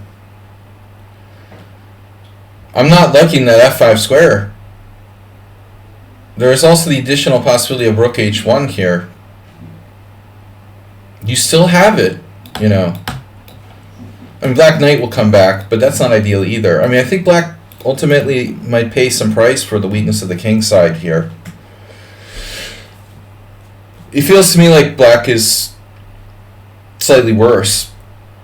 Computer will probably say the opposite. No, it's plus half pawn. Better than half a pawn. Damn, dude. But the engine's playing knight h5. Okay, that looks like it's about the sack, but it's also about knight g7. I think you got to be like a hardcore Queen's Gambit Decline player to like this stuff. But I still don't like bishop takes f3. I don't see why we're justified in doing that. It's a blitz game. Yeah, see, I was concerned about this. So I think that Morales a little bit like, he's playing a 2400, he's playing like a rock. 94 is kind of ambitious, isn't it? I was actually afraid of this. We can defend, but we have to create... We likely would have to create some kind of weakness in order to defend the pawn. So, I mean, there is counterplay, though. Like, a6 takes, rook b8, sack a ponda here. I mean, who knows? Maybe there's something there. But to be on the safe side, I would play a6. This shouldn't be a big deal. But it's like you're playing 3-minute chess. What do you expect? f5. Again, press for time. This is kind of like how ABC FIGM lost to the blogger in Simul. I mean, you're just getting flagged. Play the Petrov against 2400 and get flagged.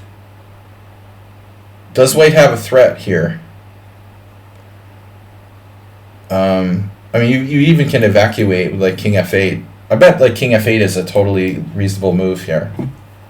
Preemptive evacuation. Defending the rook on e8 in case you need to like evacuate. Please evacuate the coastal area. This is not a test. I mean, defending this rook might have some benefits. And you're on the dark squares. You can run away to the other side if necessary. I don't really like f5. It's a dangerous move. It weakens your king side. It potentially is like never you'll be able to fight for e5. And he plays king f7. That's not as safe as king f8. Now white with b4. You know what? I want to wager that white plays the exchange French. Anybody want to take that bet? a6, a4, and then Morales just like he played the wrong time control. Yeah, I mean, I admit, like, even after king f8, white probably has some kind of microscopic advantage. Mozart. I mean, white is itty bitty bit better, but then Morales just like lost the pawn. What's wrong with queen takes here? There's a trap. Oh, okay. You can actually do that. Yeah, but I mean, you shouldn't necessarily fix your pawns on the light squares. I mean, I didn't really love a6 either. Yeah, white's played like flawlessly positional from the positional perspective in a very simple way. He could be a computer. I find that a lot of people sneak up on me, and it's like only after the game I'm like, wait a minute, maybe I was playing a computer. I didn't really sense it like during the game. But they like don't ever make like real mistakes, White didn't play great, but at the same time, did he ever make a mistake, And it's like 3-0 game and he's flagging me by a minute. How did he get so high rated anyway? I mean, I don't mean to like be a conspiracy theorist, but sometimes you're getting cheated and you don't realize it. Never trust anybody because they have a high rating either. Yeah, but we don't want these pawns on white squares. I mean, talking strategically, Morales has this, but, it's a liability. If we try to move our knight, guess what? It's like positional game over. That's the problem with f5. Well, a problem with f5. White won on time, but anyway, like, even if there's an increment here, I don't like black's chances of defending. Man, I don't remember the last time I got points. I don't play rated games much, but I did report someone on my other account last month. 20% of title players cheating. Well, 20% of title players. Well, Kramnik would know that better than me. I rarely, well, Kramnik's, statistics are probably like skewered by paranoia, skewed, and skewered. It's a chess theme. Kramnik's paranoid, but he's paranoid for a reason, you know, and like the better you are, the more a target you are. Whereas most people wouldn't cheat against the average grandmaster. Kramnik's going to attract more cheaters than most people. You know, cheating against Kramnik is extra tempting. It's like cheating against Kamsky. Maybe that's my next video series.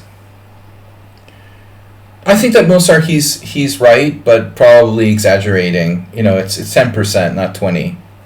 But it's still bad. You know, I'm sure he's on the right track. It's definitely not like total paranoia. It's a question of how much. Maybe 20% is an exaggeration.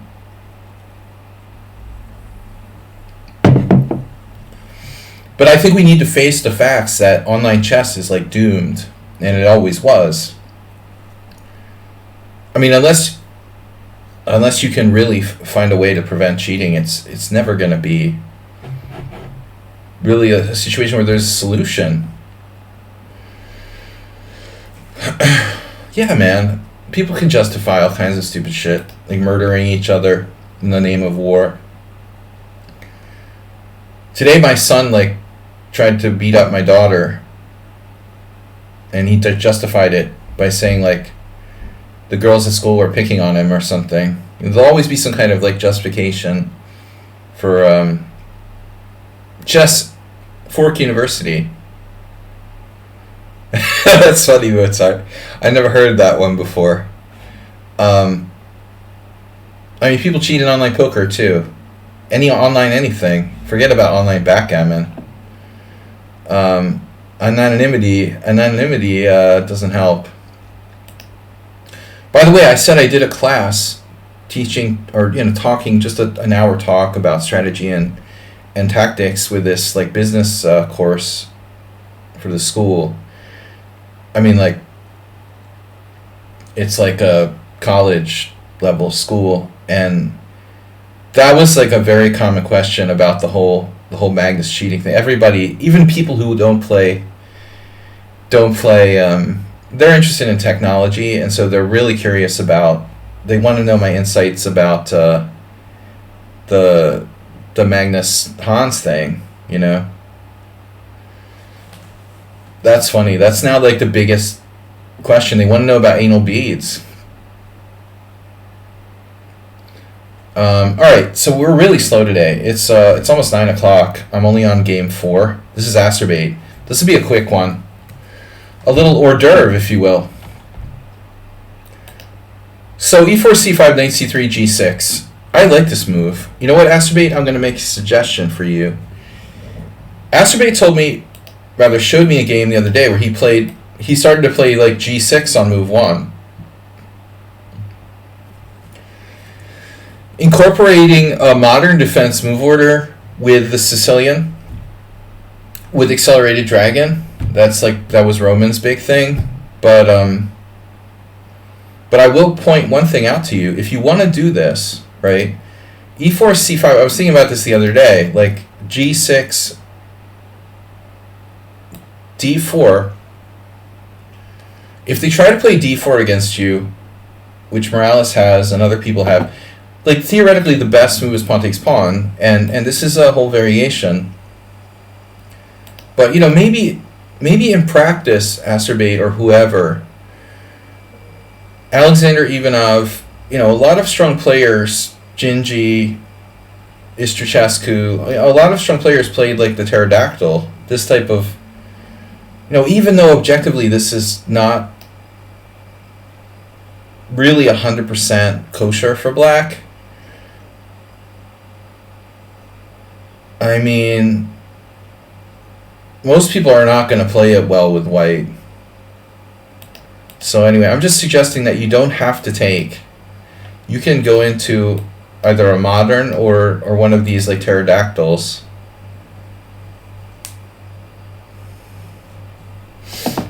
Acerbate specific suggestion. So instead your opponent played what I would call a closed Bodler. The closed Bodler. Didn't I have a game like this on my Simul last week? Bishop g7, and then my opponent played d3 and knight e2.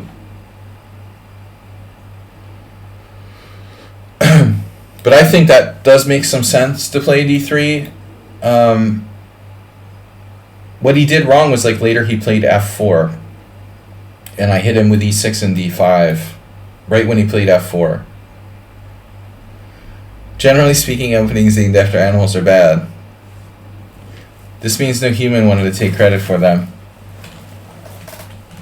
I created the Kraken, Mozart. But my animal is a it's not really an animal because it's we call it a cryptid or something, you know. What about animals that aren't real, like imaginary animals? The dragon. Interesting. All right, knight f3, knight c6, d3. Dragons are dinosaurs. Or are they lizards? Well, I think we're close to a philosophical argument. Komodo dragons, exactly. Mozart is right, man. There are real dragons. Komodo dragons are real. So it's a question.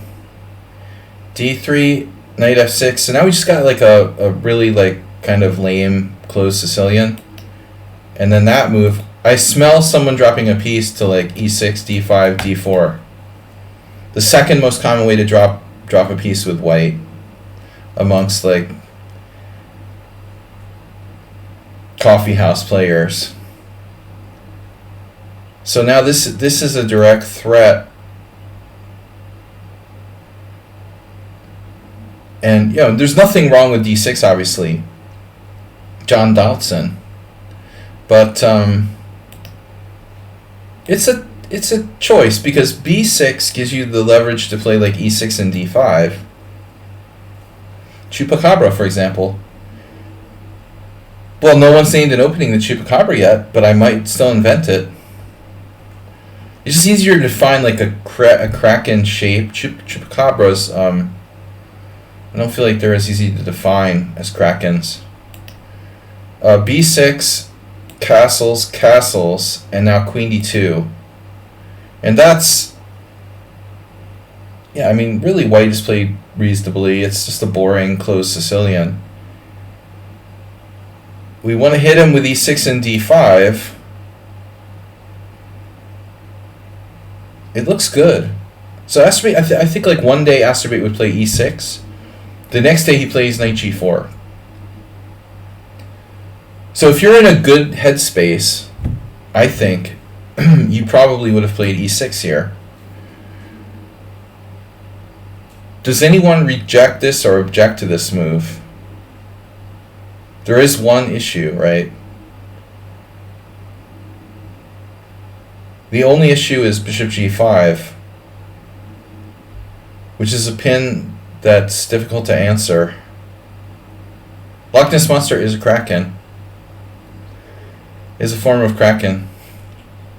No, it's just a general sea monster. That could be another opening. We could create a more generalized opening called the sea monster.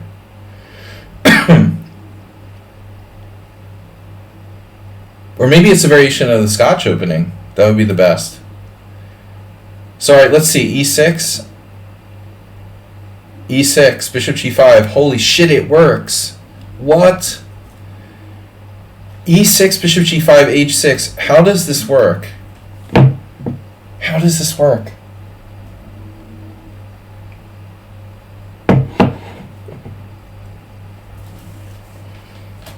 Can you guys help me figure this mystery out? First thing I looked at, and I rejected it like almost instantly. How the heck does this work?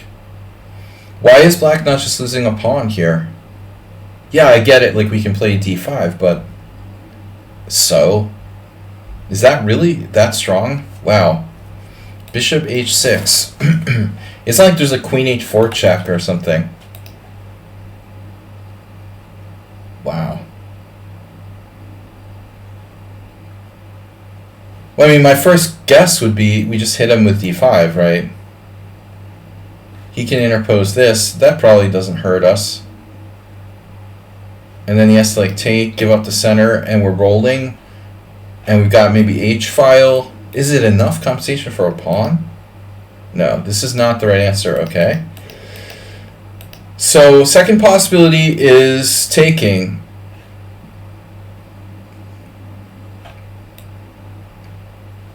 I don't really love that either, honestly. My king side looks weak. What are we missing here? It's something in between move. Something in between move. My grammar is unbelievable. I don't get it. No, it doesn't work. Alright, good. It doesn't work. I don't know. I must have I need glasses. I thought it said H6 was sound. It's not sound. Okay. Well, that was a good exercise in futility. We're trying to figure out why an unsound move isn't unsound. We'd be here all day trying to figure it out. The computer actually suggested D6. But this is not clear. This isn't really what I wanted to do. It's hard to say black is fully equal here. I feel like this is not that desirable. So, okay, let's just play bishop b7 and keep it in reserve. This is probably the best. We can always hit him with d5 in one move in some lines. He wants to play bishop h6, fine. That's fine. I also want to say one thing to those of you that play the dragon or things of that ilk. In these type of situations when white does bishop h6, I have one friend who sacks the exchange every game, with any kind of provocation, or bishop h8, and takes or whatever. Or people that circumvent that by playing rook e8. It's not worth it. Once, right around 10 years ago, once I had this rapid game where I got absolutely brutally checkmated by a player who wasn't that great, and I honestly thought I would probably never lose to them under normal circumstances. I just let him go bishop h6, bishop h8, and then suddenly all of his pieces are crawling all over me with queen g5, knight g5, queen h4. It's not even worth it. It's not a big deal. Let him trade your bishop off. It's totally not worth avoiding it by wasting time with rook e8. If he plays bishop h6, it's a closed Sicilian. Let him trade it off, whatever. So Astrobate, this is unprincipled. But it may not be that bad, is all I can say. I wouldn't play it. As usual, Astrobate goes off kilter. Speaking of kilts, off kilter. The elk. So bishop f4 or bishop g5, take your pick.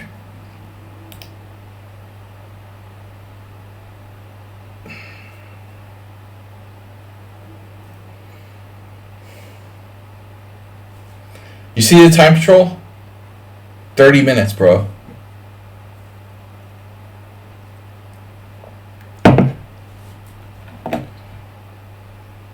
The worst move ever. He plays h3. I just want to kill myself. Astrobate makes a terrible move, and white exploits it by not exploiting it. So the only question is where you move the bishop, not if you move the bishop. It's either bishop g5, inducing the illegal f6, or the king side weakening h6.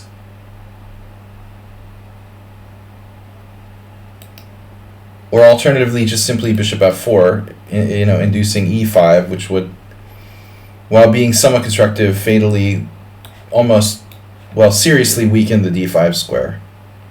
Basically, there is no good move, after this or this. Black's put the knight on g4 for no good reason. Essentially. Maybe your best bet would be something like knight e5, I don't know. just hanging out. But Astrobate has a tendency to move the same pieces twice, and he likes to violate fundamental principles as much as possible. His opponent, however, doesn't seem to appreciate the importance of the dark square bishop in this position. Boom. And now black is better we went from worse to better because of knight takes e3. White has 2 recaptures. Both are very different. I like the pawn takes better. Controlling d4. Yeah, h3 is really bad. You know, it's important to keep in mind, like, when your opponent makes a move such as this, like, instead of developing his pieces, he's simply moving the same piece again. Try to figure out, why that move isn't good. If I move my bishop to f4 or g5, then there's going to be, like, very little justification for the move knight to g4. Only maybe possibly the maneuver to e5, like in the Benoni or something. Yeah. No, it's a tragedy. Knight e3, fe3, and now e6, and now look at the dark squares. I strive to really focus on... There's like 3 elements to the game. Like, you look at the board, you look at the squares, you look at the pieces, and then you look at the color of the squares. And once you can master, like, perceiving the board in those 3 ways, pieces, squares, color complex, that's when you're gonna start getting good. Really appreciating the domination of the color complex here for black. So, clear advantage to black, but a very close position where it's hard to break through. So it's not so easy. White plays that. Which, in the sense, it makes some sense. But it's also possibly weakening those dark squares again. My inclination is to take here. And what I really wanted to try was something insanely radical. Like, trying to find a way, like, how can I... When I'm looking at the position, I'm thinking, like, how can I increase my pressure on the dark squares? Is this a possibility? Yeah, of course, chess zebra e5 is like radical suggestion. That increases the control of the dark squares, but it's like total surrender on this diagonal. Probably more trouble than it's worth. But I was thinking maybe d5 somehow. It's just not going to work. I just don't... I don't see it. Maybe something like this. I think it's too fanciful. Best case scenario, we would get to some kind of thing where we get our pawn back, but white has a really good position for the 2 knights here, with the bad structure and no breaks for black. So there's no easy answer for Acerbate, and I told him earlier today, he's got to learn to be patient. So the best move for black, again, bishop b7. I think you don't like trading on d5. I agree. I agree. Okay, we don't have to trade on d4. It doesn't seem to benefit black. Necessarily. Although I don't think it's like destroying black's position or anything. I agree, like in fundamental principle, better to maintain the c5 pawn. Yeah, I would just play bishop b7 straight away. You've always got d6 in reserve. Yeah, just develop. This is bad because he loses like the dark squares totally. Basically, white doesn't have any threat.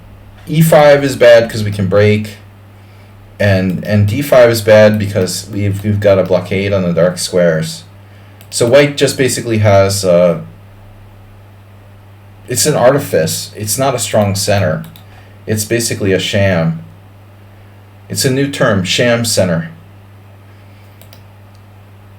It just looks like a strong center, but it's actually like fairly weak because of his total lack of dark square control. And that's what happened. Acerbate, rook b8 isn't as good as bishop b7, but at least it's a move that keeps the tension. And then shadow form. And then there it goes. Bye-bye. Nice knowing your dark squares. Have a nice trip. We're going to get in here now, and we're going to see a Kraken. And then d takes e6. Well, I don't want to get into that move too much. On every level, this is a mistake. This is one of them. Takes, check, and now obviously you can hide behind the human shield on f7 if you wanted to. Because there is like queen d5, theoretically. But Astrobate has it all, he has it all calculated out. Knight takes e3, very nice. And the queen sacrifice doesn't have much effect. So you're winning in exchange in addition to the bishop white dropped. And then trading queens to boot. Very nice, very nice. That's clean. You have permission to trade on c3 here. Keep it simple. See, one last piece. You could have got, can you get mated here? See, Astrobate could mate himself. Oh my god, can you imagine? Black played rook f1 check. But let's just say, like for kicks and giggles, see, this is why you should trade on c3, Astrobate. Because you can never get checkmated after that. I can lose the game in 2 moves here, theoretically. After king g1, watch, rook f8, knight d5. Let's just, for argument's sake, say, hey, I don't know why I want to play this. And then knight e7 check, king h. You decide to play king h8 because your king is safe there and then smothered mate. When you're up a rook and a bishop, you freaking trade the pieces, man. You know, or when you're up a whole rook, trade everything. The more you trade, the less chances some stupid shit happens. It's just a very basic rule. You know, instantaneously I would trade here. Alright, anyway. Instead, we had, a very juicy, a very juicy finish now. Practical considerations mean nothing to Astrobate. He's in it for mate. Now he's grabbing pawns. Why don't you go get the rest of his pawns? There you go. King h2, bishop g3. Ah, he didn't see it. Are you serious? You had mate in 1 now, like, and you forgot. He just reacted. When are you gonna see the mate in 1? He only sees the mate in 1 now after a takes b. He's like, oh yeah. It's like, yeah, finish him. That's what is that like? Mortal Kombat or one of those like video games, Street Fighter. Is that from Street Fighter?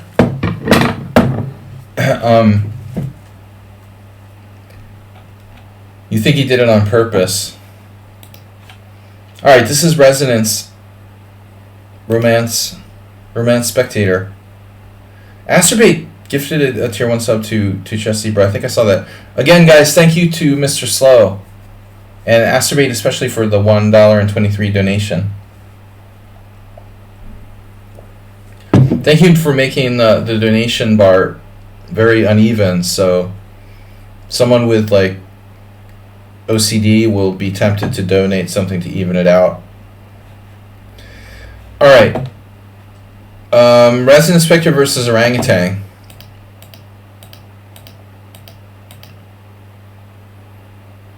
The Nimzo.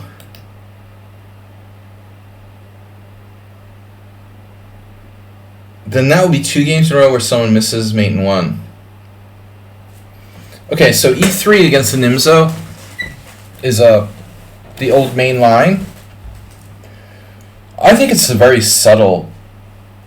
It's kind of subtle play, you know, honestly, with e3. Now knight e2. Personally, yeah, I guess I've played this for black. I played rook e8 here. I remember Michael Rode playing that years ago. But it became popular later. It seemed extravagant at the time, back in the 90s. that move actually picked up some traction.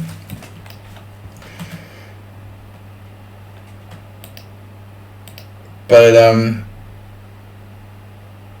but on 92, what's up with b6, a3, takes, d5.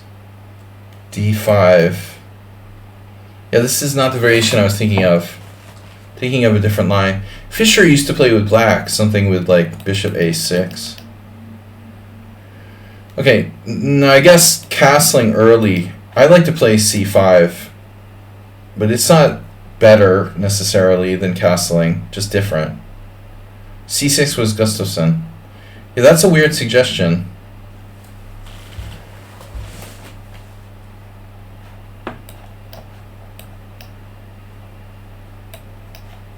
This has quite a following. He's a trendy guy, Gustafsson. Dresses well. The line I'm thinking of is with c5. Okay. So anyways, here we have 92 and d5. Yeah, I lost the only time I ever played this for black against Yuri Shulman. Am I lying again?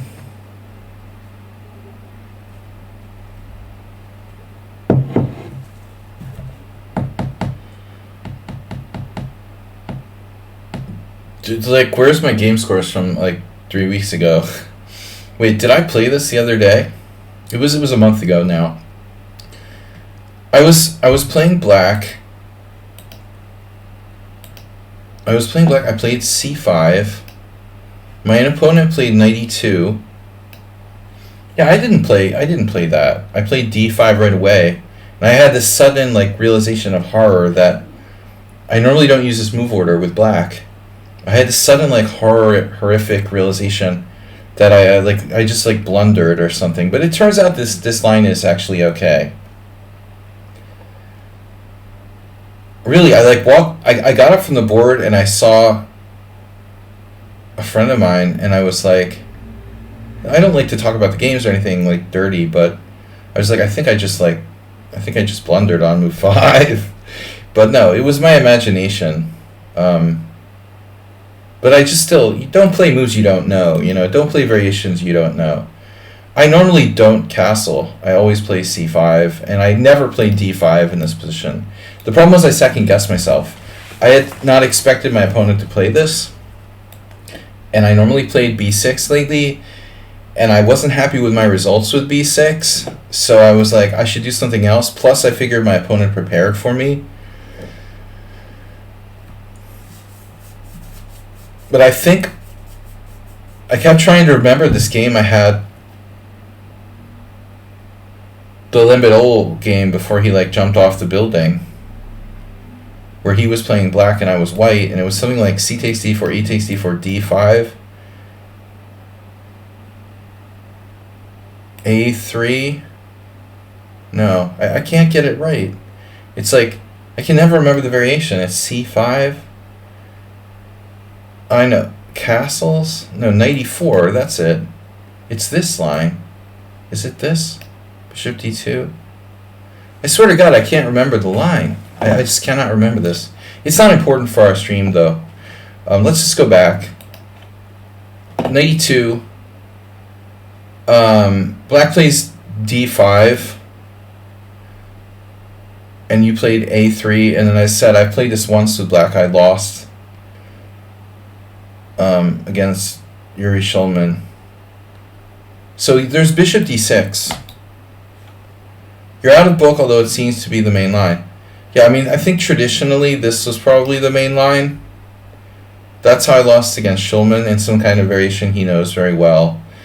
I think that Yuri played knight f4 against me, and I don't remember the game at all. We played like on the stage at the World Open. It was like 1998 or something. I don't know when it was, 99. I had never played this line. Not good, to play lines you don't know. But with white, I mean, you could put your knight on b5, but what would it do, right? This wouldn't really serve any point. Bishop d6, you know, he's inviting c5, obviously. My opponent committed suicide, like, a couple weeks later. Or he was pushed, they're not sure.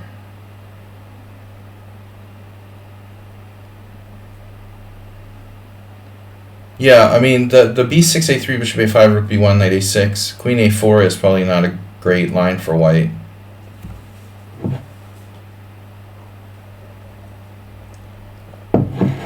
That's something else. With the rook e8. Yeah, so c5 is definitely a way of playing. Not everyone's taste. So I guess if you don't do that, you should probably play c takes d. Although apparently knight g3 is okay. Yeah, I would be worried about the c5 break here.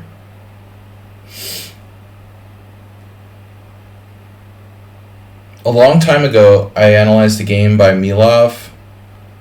It was like Milov Karyakin for chess lecture, where like Milov just got absolutely like reduced to like a blithering idiot with the white pieces. And one of these, I think he played something slow like b4 too early, or he got absolutely obliterated. I mean, you got to be careful when you play the white side of the Nimzo. Your king is still in the center of the board. Black is safely castled on the king side.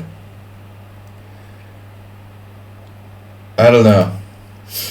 So you played what? C takes d. I mean, this is a totally reasonable move. Now we're transposing to a line that I've actually played. I think. Although no, I take it back. I would have to get the bishop to d3. So knight g3 could transpose. Yeah, imagine playing like b4 here.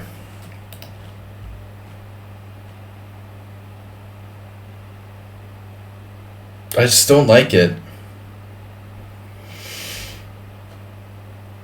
You're asking for trouble. I'm not sure that Bofinic would like approve of white's play in this position. I don't think that white is better. Phew, bro. Look at the evaluation. White has scored 2.5 out of 4, and it's like negative 0.8.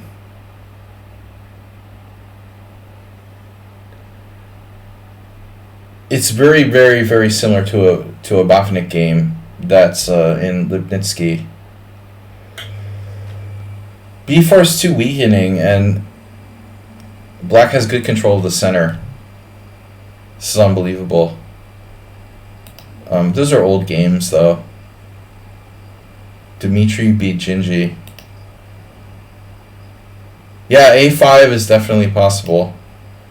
Anyway, b4 is a bad move. Anybody can see that. Everyone saw that except for you. So now we have knight g3, rook e8. This looks normal. And then you've got to move your bishop. So now you could have transposed. I would prefer to not have moved the knight to g3 and play like f3 directly. Carl's bad structure. Yeah, but I mean, c6 is a bad move for black. Why is black playing c6? I mean, the entire idea is like white to roller in the center with f3 and e4. And to play against that, black should be playing c5, not c6. I would think like you might even consider a6 with the idea of c5, but I guess if you did that,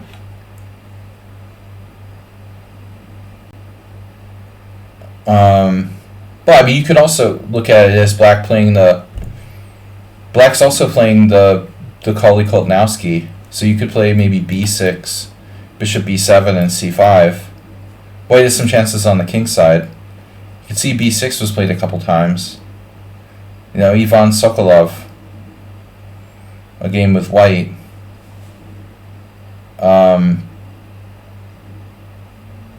But I don't know if I'm sold on white's position here. But c6 seems passive. My dark square bishop is stuck. You can say that again. Castles, and then queen c7. This definitely gets this move is a theoretical novelty, and it gets a nomination for like the most superficial move ever played award. Dumbing down the diagonal. That's right up there with like knight g4 h3 by that other guy. I mean, not only is he like setting you up for for bishop d2, rook c1, knight b5, but he's also taking away, you know, retreat square for his bishop and not developing his other pieces. What other good can come of queen c7? The brutal threat of bishop takes g3. Yeah, I mean, okay, h5 incoming. Besides the fact that I could take it, I also have like rook e1, knight f1. To be fair, h5 is a normal idea in these type of structures.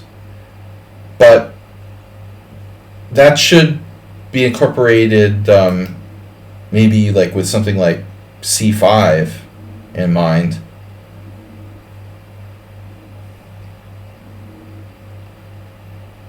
Yeah, this is tragedy. Look, like people actually played knight a6. Someone actually played knight a6. Because, I mean, giving up this white square bishop would be a major thing.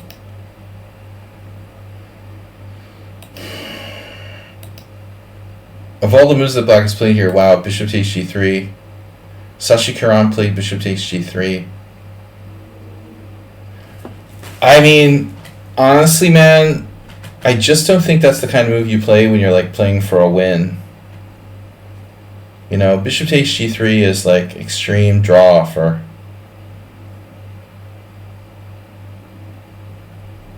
That's crazy. He's 2660 and he played against Suleimani, who was rated 2429. So he has to be playing for a win, but this move is like so controversial. I don't know where to begin.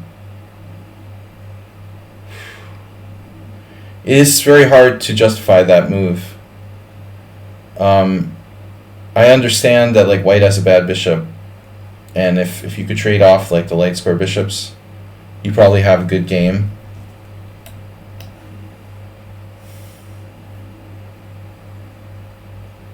It's not justifiable. You know, I'm like, okay, how much did he pay him off to do that? I don't like it, man. For a 2660 to play bishop takes, that's sort of gross. I don't think, you know, he's going to beat Humpy with that move. I mean, if white is like a really bad player, queen c7 is terrible. So you thought you would like mimic him with queen c2. Mimic, the mimic. To be perfectly honest, he has an idea with queen c7, and I guess the idea is to prevent f3. He's literally preventing f3 because he'll win a pawn if you play f3. White's dark square bishop has so much potential, I would almost be willing to play this for white. If you were to somehow trade the queens, I would say like white has pretty reasonable compensation for the sacrificed pawn. So long as black can't force an exchange of light square bishops, this bishop will eventually rise. But like Romanov often played this maneuver against me. Well, we talked about it. Now the move 11 is a strong move though. The move 11. So white, it does put white in an awkward situation. You know, how am I supposed to deal with this? So queen c7, a bad move, but we're going to need to think outside the box maybe.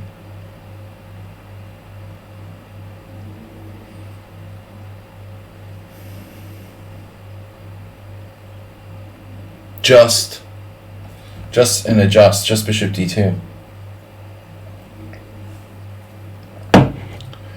Yeah.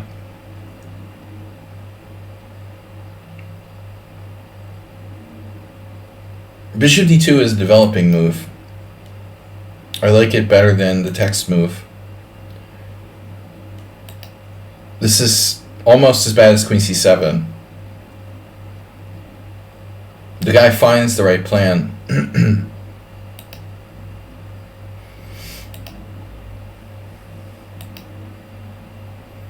You know, and so h5, h4 is pretty justified.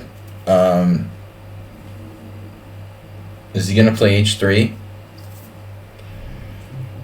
If he plays h3, oh wow, you have an engine variation with f3, and defend here. Although you're sacking your kingside structure.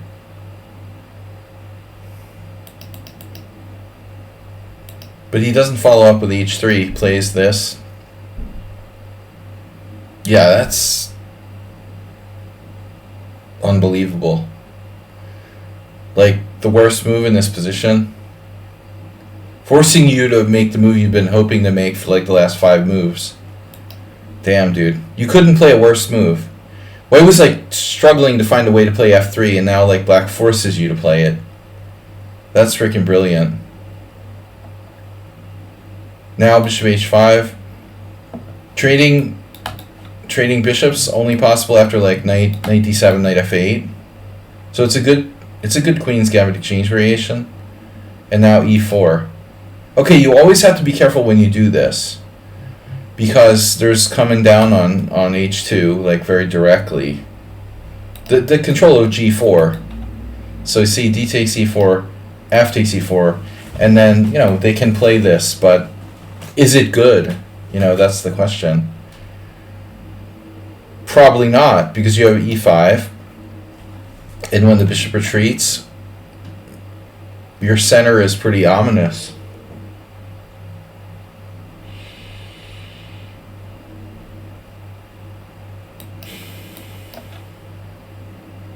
Black's position looks very weird. Weird at best. Maybe some counterplay against this pawn. And yes, there's knight d5 as well. I mean, you have this... I don't see it working exactly, but at some point. Yeah, so you took and he did an interesting tactic. What did I say, guys, about tactics? Do you remember?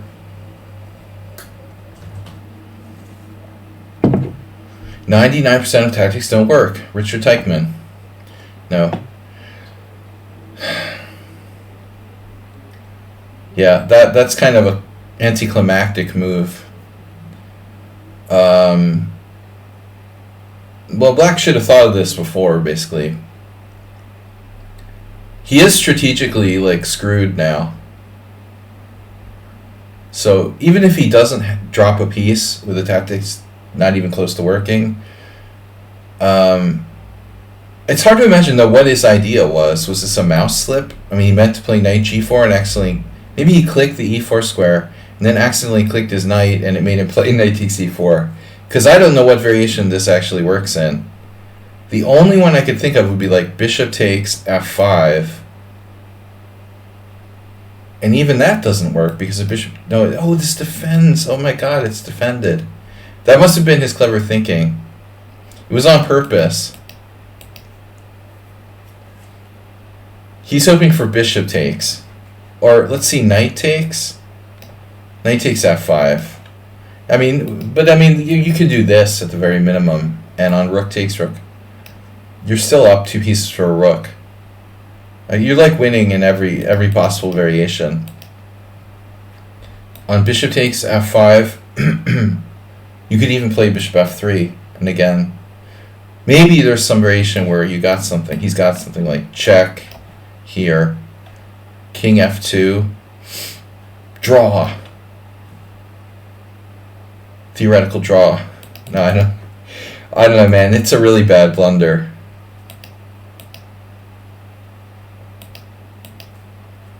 Yeah, so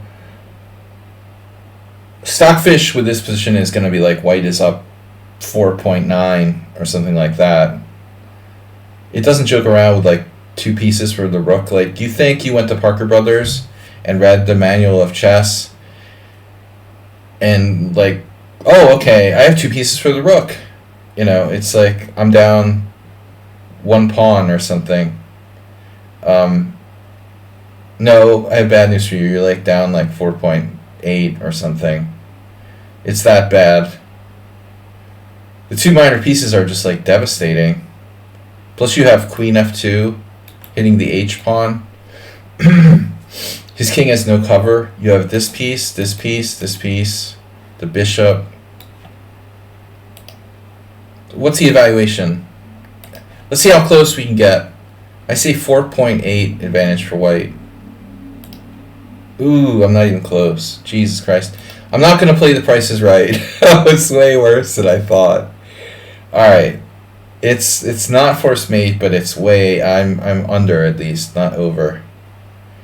Bob Barker would have been proud.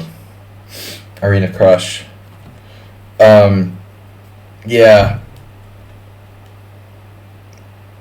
Ooh, I guess like half of the actual, plus 10. Queen f5. There's a few problems here for black. He kind of forgot about his development. How's your development? Ouch. And you missed mate in 1. Yeah, he missed the mate in 1. That's a useful bishop you've got there. I actually saw that one. I'm not really big on mate in 1s.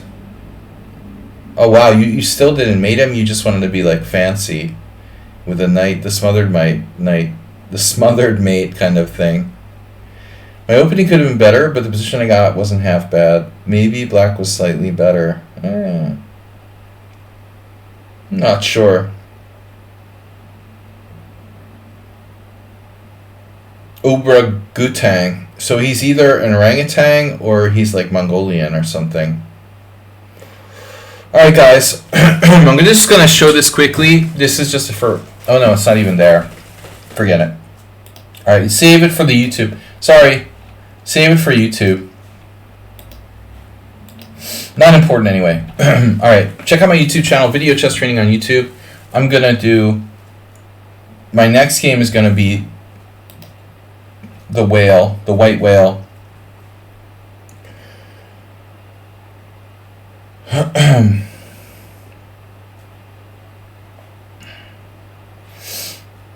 I gotta get spelling correct, man. Osa Visa Huzagat? Can I get like Bing to do it or something for me?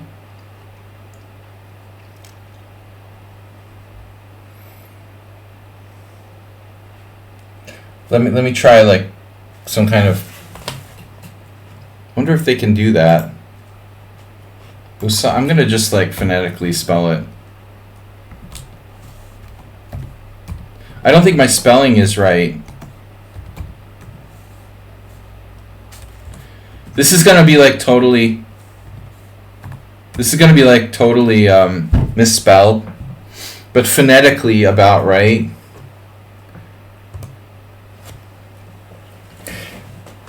I'm not good with proper Hungarian spelling, but that should be like pretty much like phonetically. You'd have to get like a proper Hungarian to write it. I don't write in Hungarian, so I only like talk in Hungarian, so my spelling is like crap.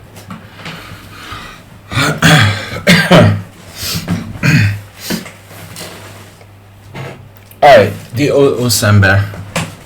Caveman. Osember is a caveman. Back and forth. Moving the pieces back and forth is what it means. Or moving back and forth. Osovisa. Here and there. This is Husky versus Snedsteg. Snedsteg with black against the monstrous Viennese Husky. Okay, Snedsteg with the modern. It's always nice to see knight f3 against the modern. It's actually not, you know... Actually, Azerbaijan played g6 too. You can always try h6 if you feel like being like really provocative. The Hikaru Hikaru beats 2700 in 10 moves with black with h6.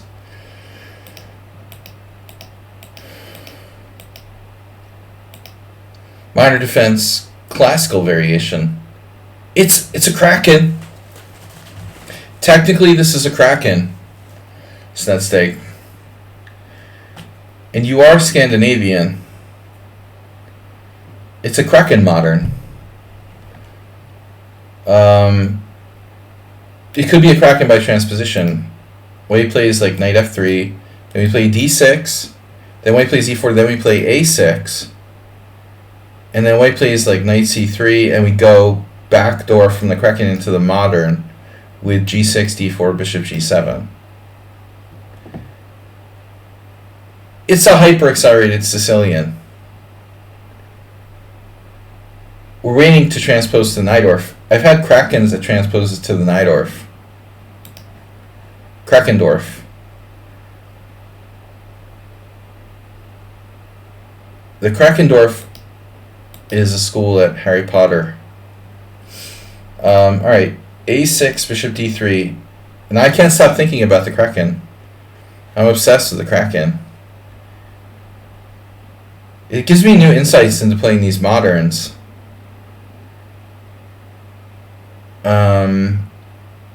I think the thing that's most dangerous for black is getting like stampeded by e6. So you're playing knight d7 here, and it looks like that has the best score. Okay, white's move is lame though, you know. What is bishop d3? I played this with white. I lost. To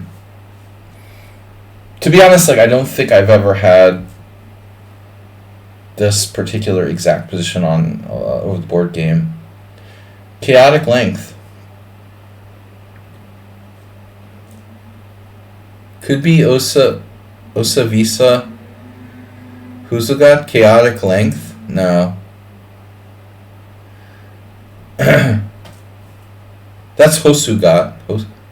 It's Husugat. It's not Husugat. You see, that's the problem with 11. Husugat is like is like moving something, and you're closer to Hosugat. Hosushag. Hosushag is the length. So Osavisa is like it's like a chaos, and then Hosugat is like length, how long it is. So it's not. Osavisa is good, but the Hosugat is not Hosushag, it's Husugat. It's Hus, not Hosu. Your second word is wrong, but bishop d3 is like always good to see that. The amputated octopus, very active against the g6 pawn in particular. No, I mean white either has to put the bishop on c4 or put the bishop on e2. You know, this bishop d3 it's just like not particularly like great. b5 is more like a Kraken. This is really Kraken territory now. And you played c5. This is just like white doesn't know theory, and I think the modern is perfect here against a strong player who is talented but doesn't know really that much opening theory. You got a great game after c5. It looks like black's actually like better. And I'm not at all surprised by what he did here. Some players will push and play a kind of Benoni. Zelcic actually managed to win a game. That was before Igor Rausas was using engine over the board, I guess. 2006. He was in transition.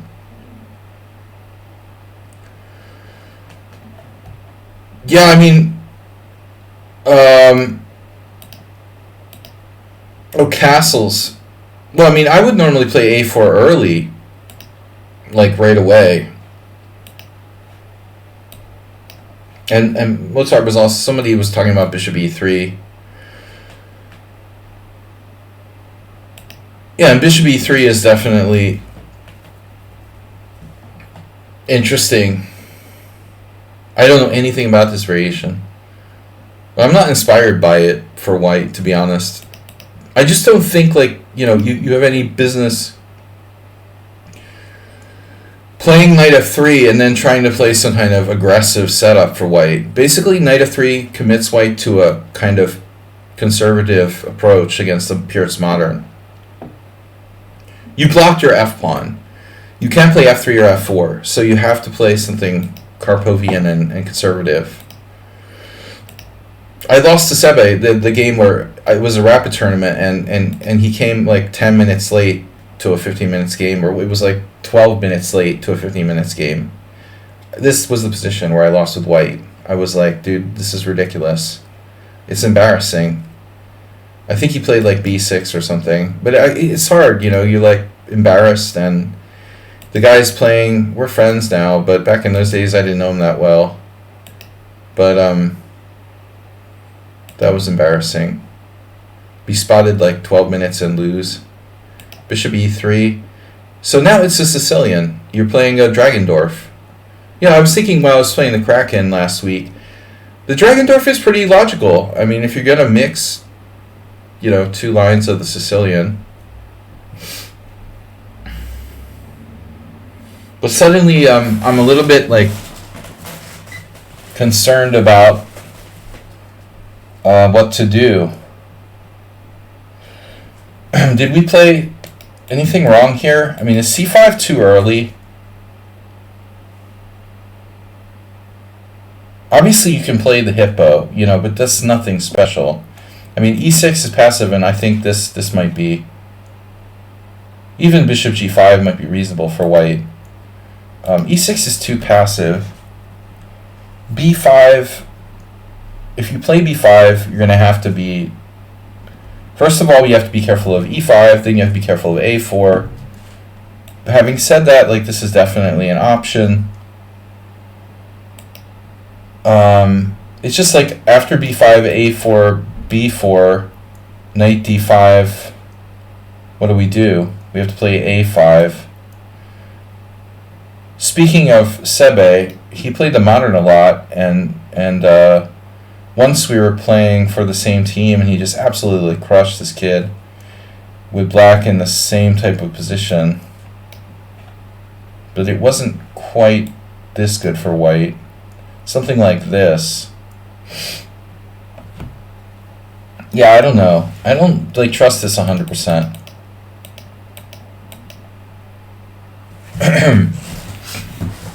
I mean, you can transpose the Pyrrhic with knight f6, or Pyrrhic, sorry, if you want to. But having said that, it seems fine. Okay, castle c5, but now on takes. This probably isn't good.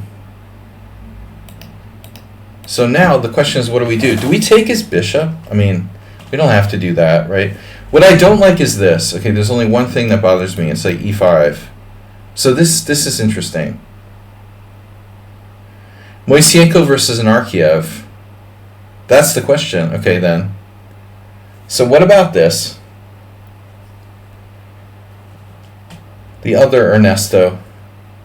Is Nadek still here? So is this bad for black? I was terrified of e5, but maybe it's playable. Huh. The guy's 2700, man. The knight, it looks like Asturbate's playing black. Queen e2. Asturbate, no. It's bad. It's real bad. Damn. We in trouble. Anarchiev not okay. I mean, there is a possibility here, and I know that it's not the most exciting. We can simply take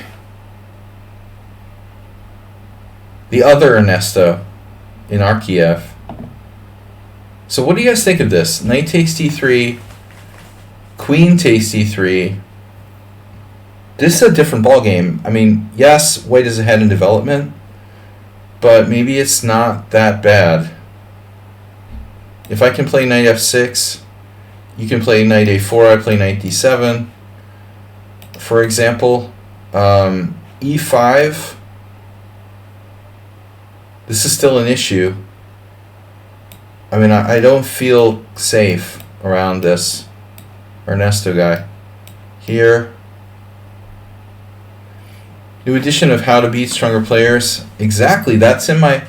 You didn't see?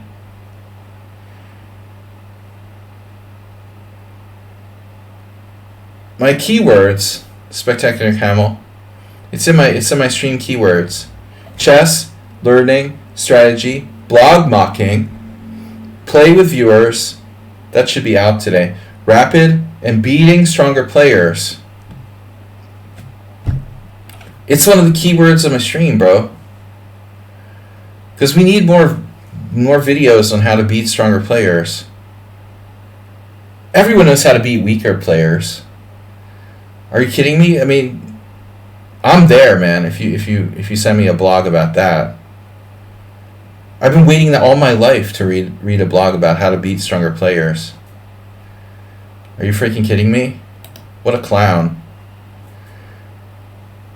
A guy must be a complete clown. Canadian kid. Okay, knight f6, e5. He is good with the AI, though. Knight f6, e5. We're in trouble. So you went into it. Wow. Let's see what the computer says.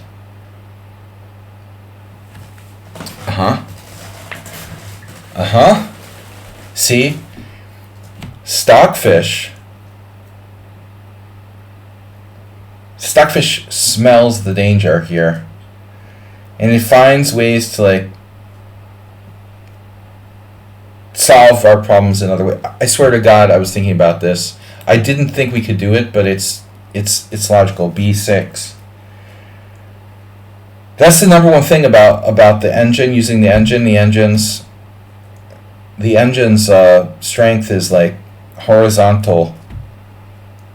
That's why we suck as humans compared to computers, because their horizontal calculation is, like, perfect. They're considering moves that we didn't think we could, you know. B6. It has to be too slow, right? But is it? Did you really consider B6? Just reinforcing the knight on C5. You can't dismiss it because it looks slow. This might be the best move. It's probably better than knight takes d3. I was desperate enough to play knight takes d3. But it looks like white is seriously better here. More seriously better. Let's see. Wow, queen takes d3, knight f6 is okay. I was worried about e5. Wow, the ending's fine for black. Look at this. I thought I was worse here. I mean, I've played a few more gambits where this type of stuff happens. Right, b6 opens the white squares up. Well, this is my variation. I thought white was better. But the computer thinks it's, like, not enough to be serious.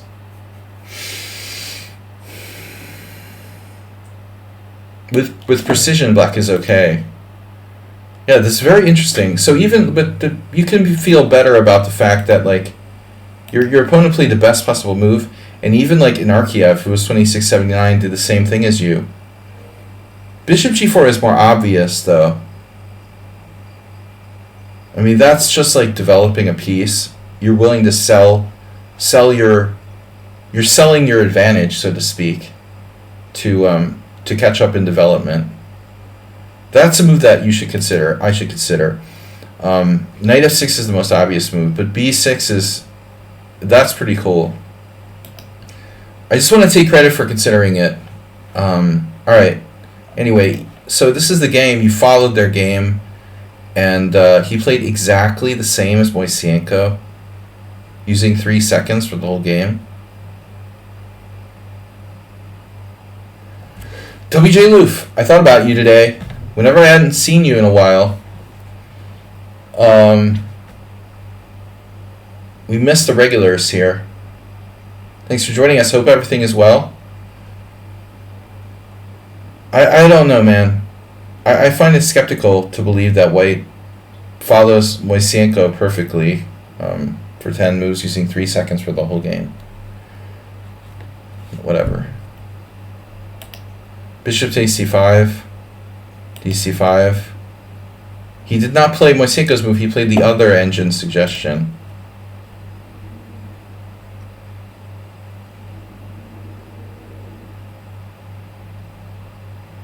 He actually tanked for a long time here.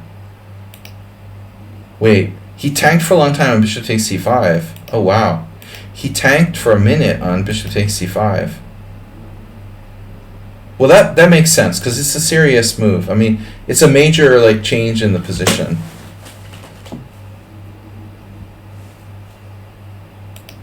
But this is a novelty. Improving on Moisenko with rook e1. Possibly.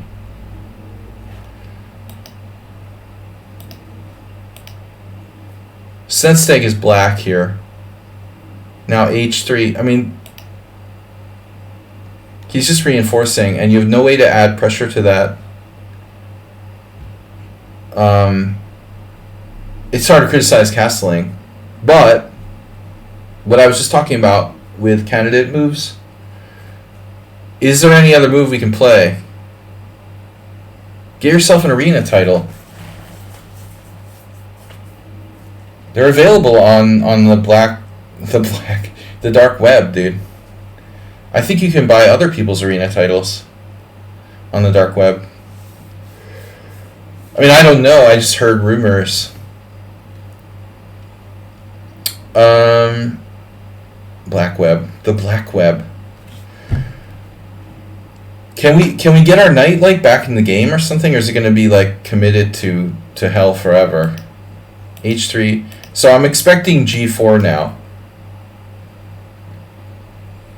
But maybe it's too much. This is what Snedsteg secretly wanted. There's nothing like playing, there's nothing like the feeling of playing knight G8. No, you play king H8, you get your king out of the diagonal, and then you can break with F6 or F5. Not as bad as it looks, maybe. It's not good. But he said plays queen e2. G4 was the #1 move. Well, I mean, that's what they pay me the big bucks for. Finding the best move without the engine. But I fundamentally knew like letting this knight back in the game would be a mistake, but I wasn't sure if G4 was safe or not.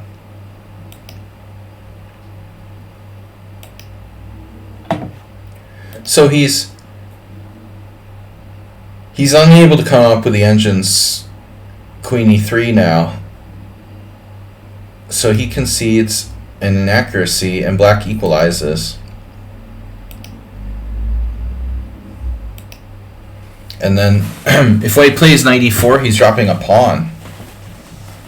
Wow. And knight b1 is just disgusting.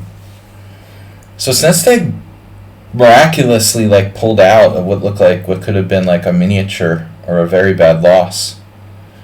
And well, at this point, I mean, if I were white, I would seriously consider just like losing my central pawn, because I refuse.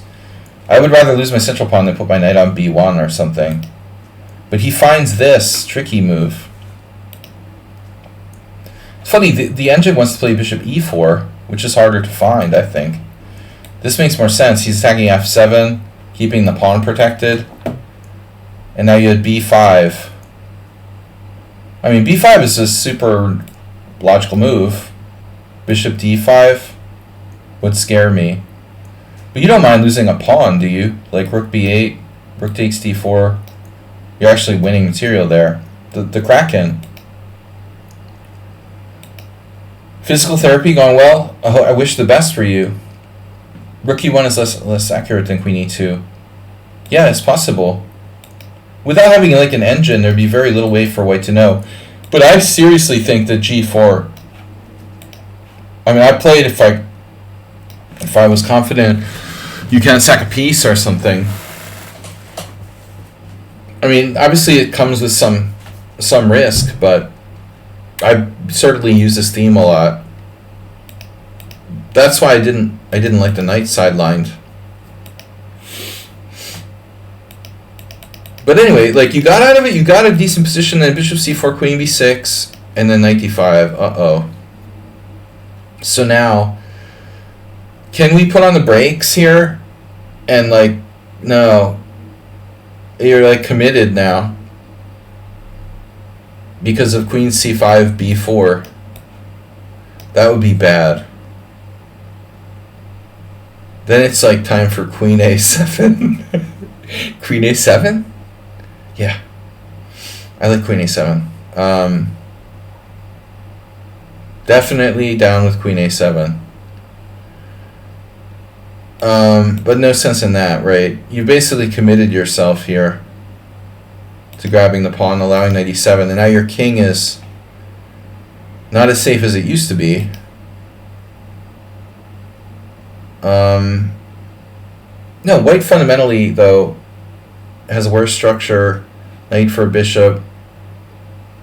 Your king is maybe a little bit in danger now. Rook b1, wow. I expected bishop b3. But Husky is a strong player. Rook b1, combative move. Queen c3, and then rook b3. I don't see this rook, like, lifting, but you never know.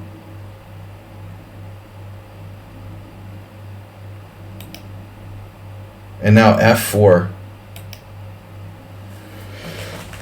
Well, that's certainly, like, a tactical mistake. You should have seen this. I mean, it's really obvious if you're looking for tactics. You've got the dark squares, dark square bishop, and then his king and the knight on e7. I mean, this is very easy to see. This is like a, yeah, it's like a tactical puzzle. It's a very simple puzzle, basically. And, you know, there's like no way to protect his knight except for knight d5 and then d3 check, obviously. And the point is you're breaking the protection of that. There's one last question, though. If queen f2, queen takes c4, white has knight b6 at the end, winning your rook at a8.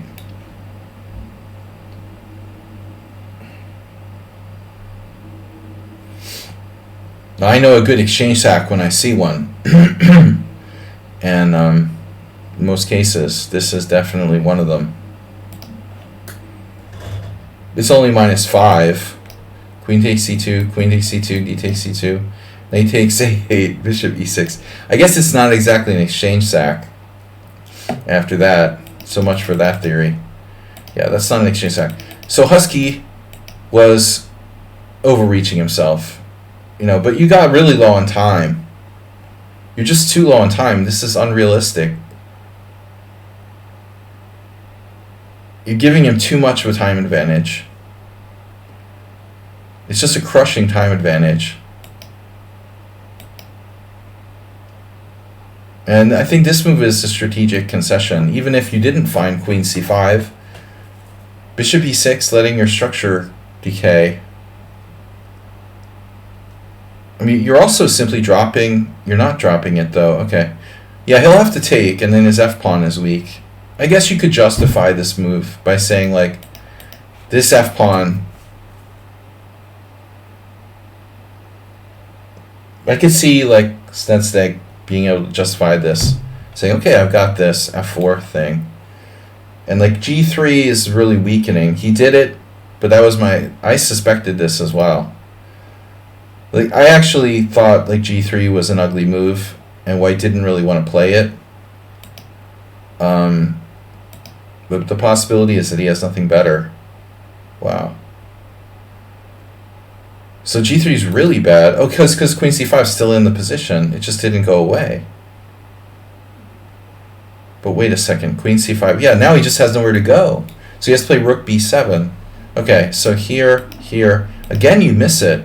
Oh, you're just winning a piece, though. So this is even simpler. You don't even need queen c5. Now on queen c5, he has rook takes b7, d3 check, queen f2. Yeah, okay. So you just queen c7, you just straight up trapped him. Yeah, but I mean, here we go again. Like the first game of the stream, the other game. This is the third game where I've seen players where all they care about is like winning on time. I mean, kudos to Sneseg for really playing good chess. But even with an increment, I mean, you've got to be really good at increment play against a strong player. Yeah, I mean, he's down a piece here. It's not enough for white. I mean, he's got not enough. Not even close. A festival every weekend. You know how many beer festivals I missed, and now Oktoberfest.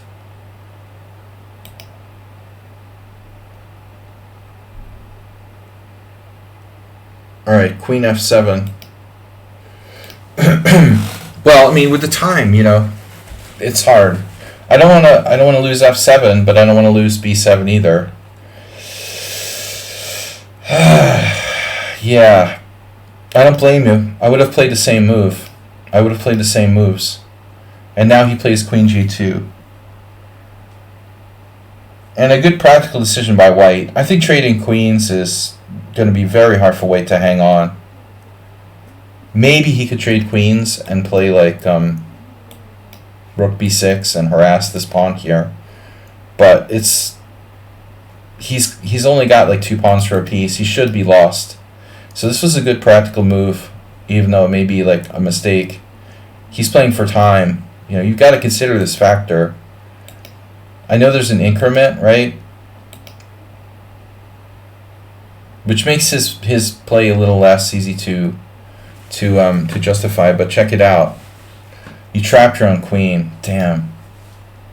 So easy for white, isn't it? When you just trap your own queen like that. Is there any out here?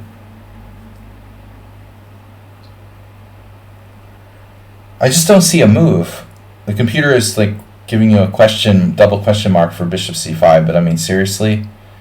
Does black literally have any move in this position? Are you serious? Are you kidding me? There's not really a move, is there? Mate in 10. Checkmate is now unavoidable. Stop being a dumbass, Stockfish. There's no move for black here. Yeah, I mean, the only lesson from this game, other than the theory of the opening, is really, you know, don't get yourself in deep time pressure against a player unless you're really good with the increment skills. He basically just beat you on time. It wasn't about the position. Of course, you're struggling to find moves here. But bishop f8, I mean, you should have recognized your queen has no squares. Okay, it has 1 square.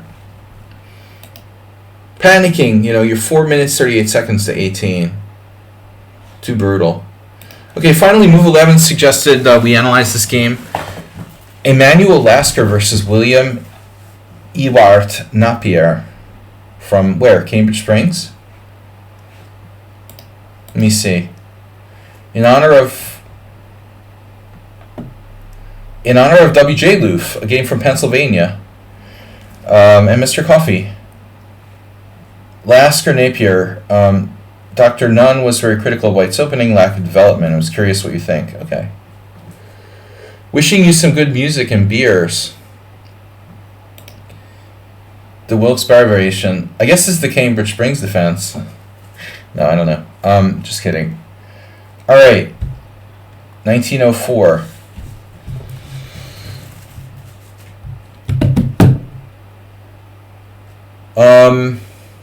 You know what? Was this like Pillsbury's last tournament?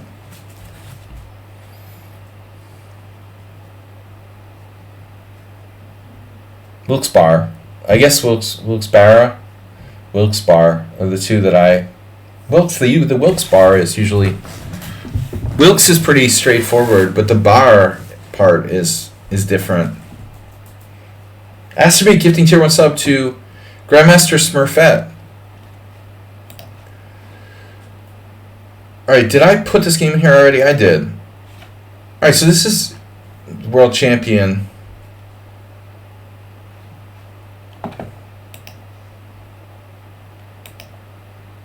Oh, okay. Sicilian from turn of the century is cool. You know, people did play the Sicilian. I saw, but it was always rare. There are quite a few players who would dabble in the occasional Sicilian, although definitely a rarity at this period. Now, I remember Lasker famously winning a game where he played an open Sicilian with a very beautiful for a 5 attack. And so it wasn't this game, was it? Maybe it was. Let's see. So it started out as a closed Sicilian move order. Black played knight c6. White plays knight f3, and then black played g6, and it's an accelerated dragon. Boom, boom, boom. Bishop g7, and then Lasker, he doesn't play like a newbie or something. Lasker, who played Sicilian himself, right? I just want to remind everybody, the Sveshnikov was first called like the Lasker Pelican variation. So Lasker understands that's a mistake. But he plays like Acerbate. Black plays like Acerbate with d6 here. No, Acerbate, you're supposed to play knight f6. You're playing like William Napier. This guy was like a bottom of the cross table dude. Probably played in the U.S. Championship. This is a separate tournament, of course, in Cambridge Springs, but it was hard to fill those tournaments out with all strong players. So sometimes you got the locals that were not, grandmaster strength necessarily. I guess this guy was known, but not top flight compared to the best players of the time. d6 is a minor inaccuracy, and then Lasker plays h3. You can criticize Lasker for this move, but you have to keep in mind the era first of all, and how little like theory was known. I don't know if Nunn is critical of this, but I think the biggest question will really be like where this bishop goes. Bishop e2 or bishop c4. And we see after knight f6, if we play bishop c4 now, we transpose to like a Soltis recommended h3 variation, which I've played. And I would think like Lasker would normally do that. It's surprising to me that he played g4 here. But, I need to study more of Lasker's games. I don't know only his most famous games. But he was famous for his psychology and approaching the different player differently. All I can say is I wonder if Lasker would have played g4, and if Nunn talks about this, would Lasker have played g4 against Schlechter or Jula Breyer or someone like Pillsbury? Because I think Pillsbury did play the Sicilian. He did play a dragon type of Sicilians. I mean, people understood the fianchetto was a good idea back in 1900. But I'm sure that Lasker was this smart enough that he would use psychology against different opponents. So whether this move is good or not is less important to think about as to whether Lasker would have necessarily played in the same fashion against a stronger player. I got absolutely blown away by this old Russian guy after castles. If white plays knight b3 and black plays bishop e6 and we play bishop e2, feels like we're close to transposing to a normal. Why are we not transposing? We have to castle. Oh, h3's in. Yeah, so h3 is slow. Right. It's too many slow moves, like bishop e2, knight b3, h3, like that, the computer game I had the other day.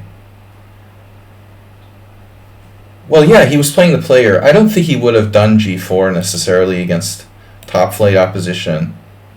He probably had less respect for this guy and played a little more loosely. So this has actually been repeated by Fedorchuk on a high level. Now g5. It's a very coffee house style of game. But that would be my comment. You know, does none take into consideration Lasker's practical, you know, play? Good question, WJ Loof. I mean, he was. I don't know. You know, I mean, he was a really brilliant person. Maybe the cigars. No. I mean, he was just a brilliant genius. I mean, I think you're kind of an idiot to not consider psychology. Like some players, famously like Ligorich, go out of their way to say they don't play the player. But I mean, you're in a competition. Why would you not take every variable into consideration? So how bad was it, Nedog? That movie got like destroyed by the critics. Even my son doesn't want to watch it. He's like, oh no, a vampire movie on a boat? Alright, knight c7. And now f4. Yeah, I mean, I feel like we should really get on with our development here. So to me, it seems like Lasker's being really dismissive. Like he knows he's playing in a kind of like loose coffee house way. Well, Nedog, interestingly, like Guillermo del Toro and Stephen King were not as dismissive of it. So I was tempted to watch it, you know. Now I'm interested to hear your opinion. All right, e5. It's basically Salem's Lot on a boat.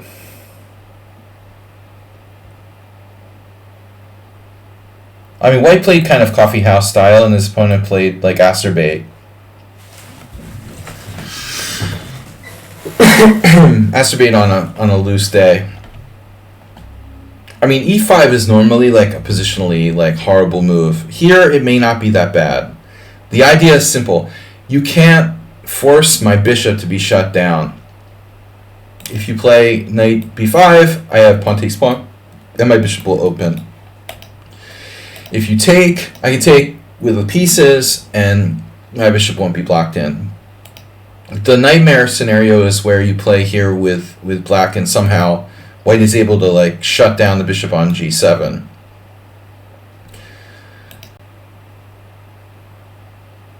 I have no idea what I expected from White. Knight b5, knight c6, knight e2, knight f3, whatever. This looks safe. And now Black played d5. Radical, man.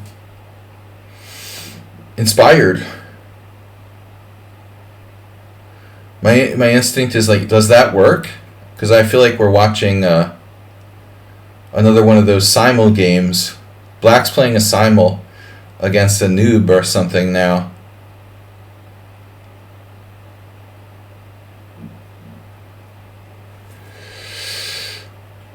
"99% of tactics." Here we go again. And then Black just like shat the bed here with knight d4. So apparently, like, incidentally, somehow this is sound. E takes f4. Knight takes f4, or bishop takes f4. Bishop takes f4. And the engine line is like knight a5. Heading for c4. I mean, I would assume this is possible as well. With f3 and c4. Why is knight a5 better than knight e5? If you play knight a5... What's the difference? Knight a5, knight e5. It blocks the bishop. This doesn't block the bishop. I'm not sure it makes a big difference. But I mean, to be fair, you know, like black sort of stumbled onto a possible pawn sack and then had no idea what he was doing. And now he's just like, wow. The simul giver. Wow. Okay, I don't think I ever saw this game. E takes d5, knight d4, knight d4, and then knight d5. So Napier turns out to be kind of combative.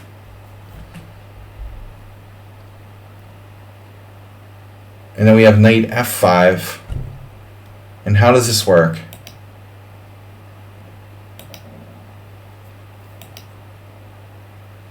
This is the point. I was half expecting knight takes g7. But then the knight is like trapped there. So that's not as good. Knight e7 check. Material is equal. But is black like losing a piece? That's the question. So if we play pawn takes knight, pawn takes pawn, bishop d2, and then rook e8 like pins the knight to the king.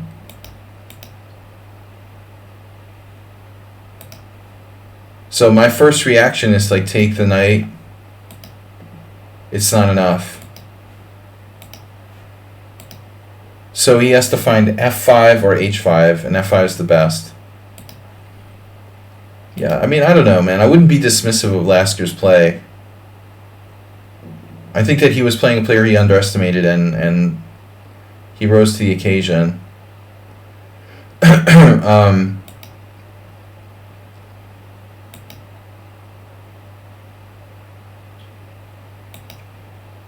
But black was certainly not afraid. Not a fearful guy. G takes h. Well, that's not what we expected. I mean, black has a piece hanging, but on the other hand, h5 threatens h6. So it does look like a grim situation. But apparently Lasker missed f5 is better than h5. This is complicated. You're threatening f6.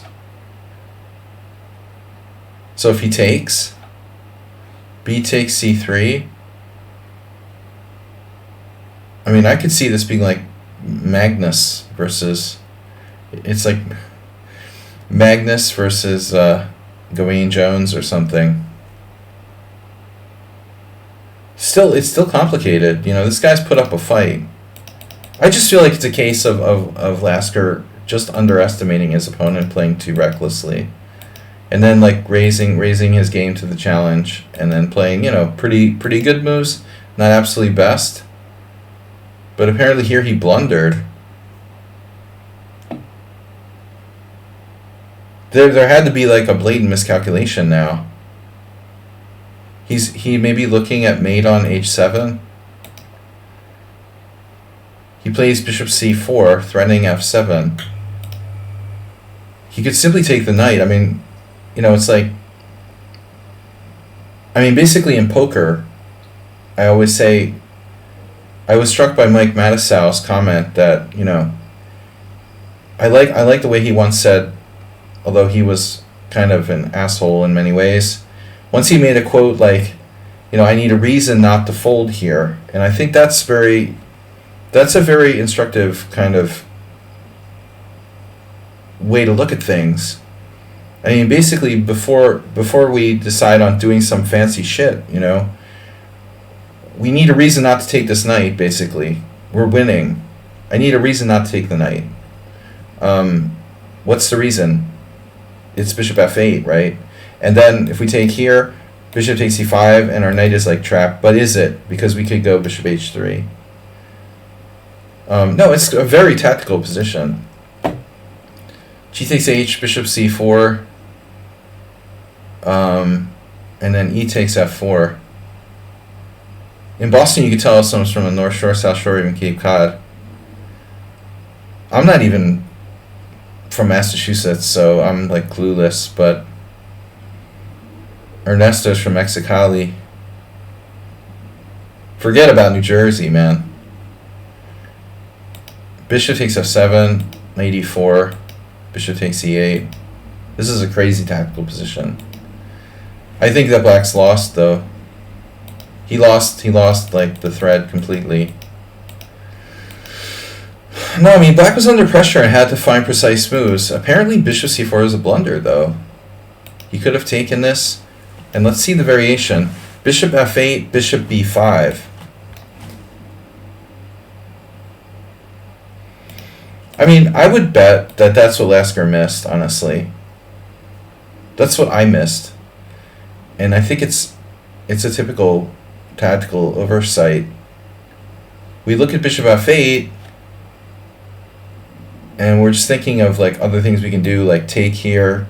This is what I wanted to do. Take here and hang on the thing with bishop h3. And probably Lasker missed bishop b5. You know, he just didn't calculate thoroughly enough. But it's still complicated. Bishop takes c7, bishop takes e8, bishop takes c5. Jesus. Very complicated game. E takes f4.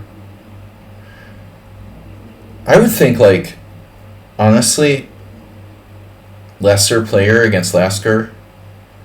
Most people play the way they play, but most people would be like intimidated by Lasker. This guy like wasn't afraid to go into a very complicated tactical position. But in the end, like, they both made a lot of tactical mistakes, and black made even more than white. So apparently here he missed knight e4, and now he's lost. It's too much material. Interesting. He sacks the rook there. His pieces are very well coordinated, and black is amazingly not down any material at the end here. This is pretty striking. Wow. I think this is the most striking part of the game, actually. I mean, Lasker willing to go into this. Pretty deep variation. Bishop h5, rook h5, check. And now king g2 or king f2. And now rook b7. Knowing that you're winning here, I think that's pretty intimidating, because I wouldn't have been sure. You get the impression he went into this very long variation like he knew he was winning. I would have known I was better, but I wouldn't have known I was winning. Computer thinks that white is winning. I don't know, man. I mean, I think that strong players can be dismissive. John Nunn is like a scientist. I'm not as critical, especially of games from this era.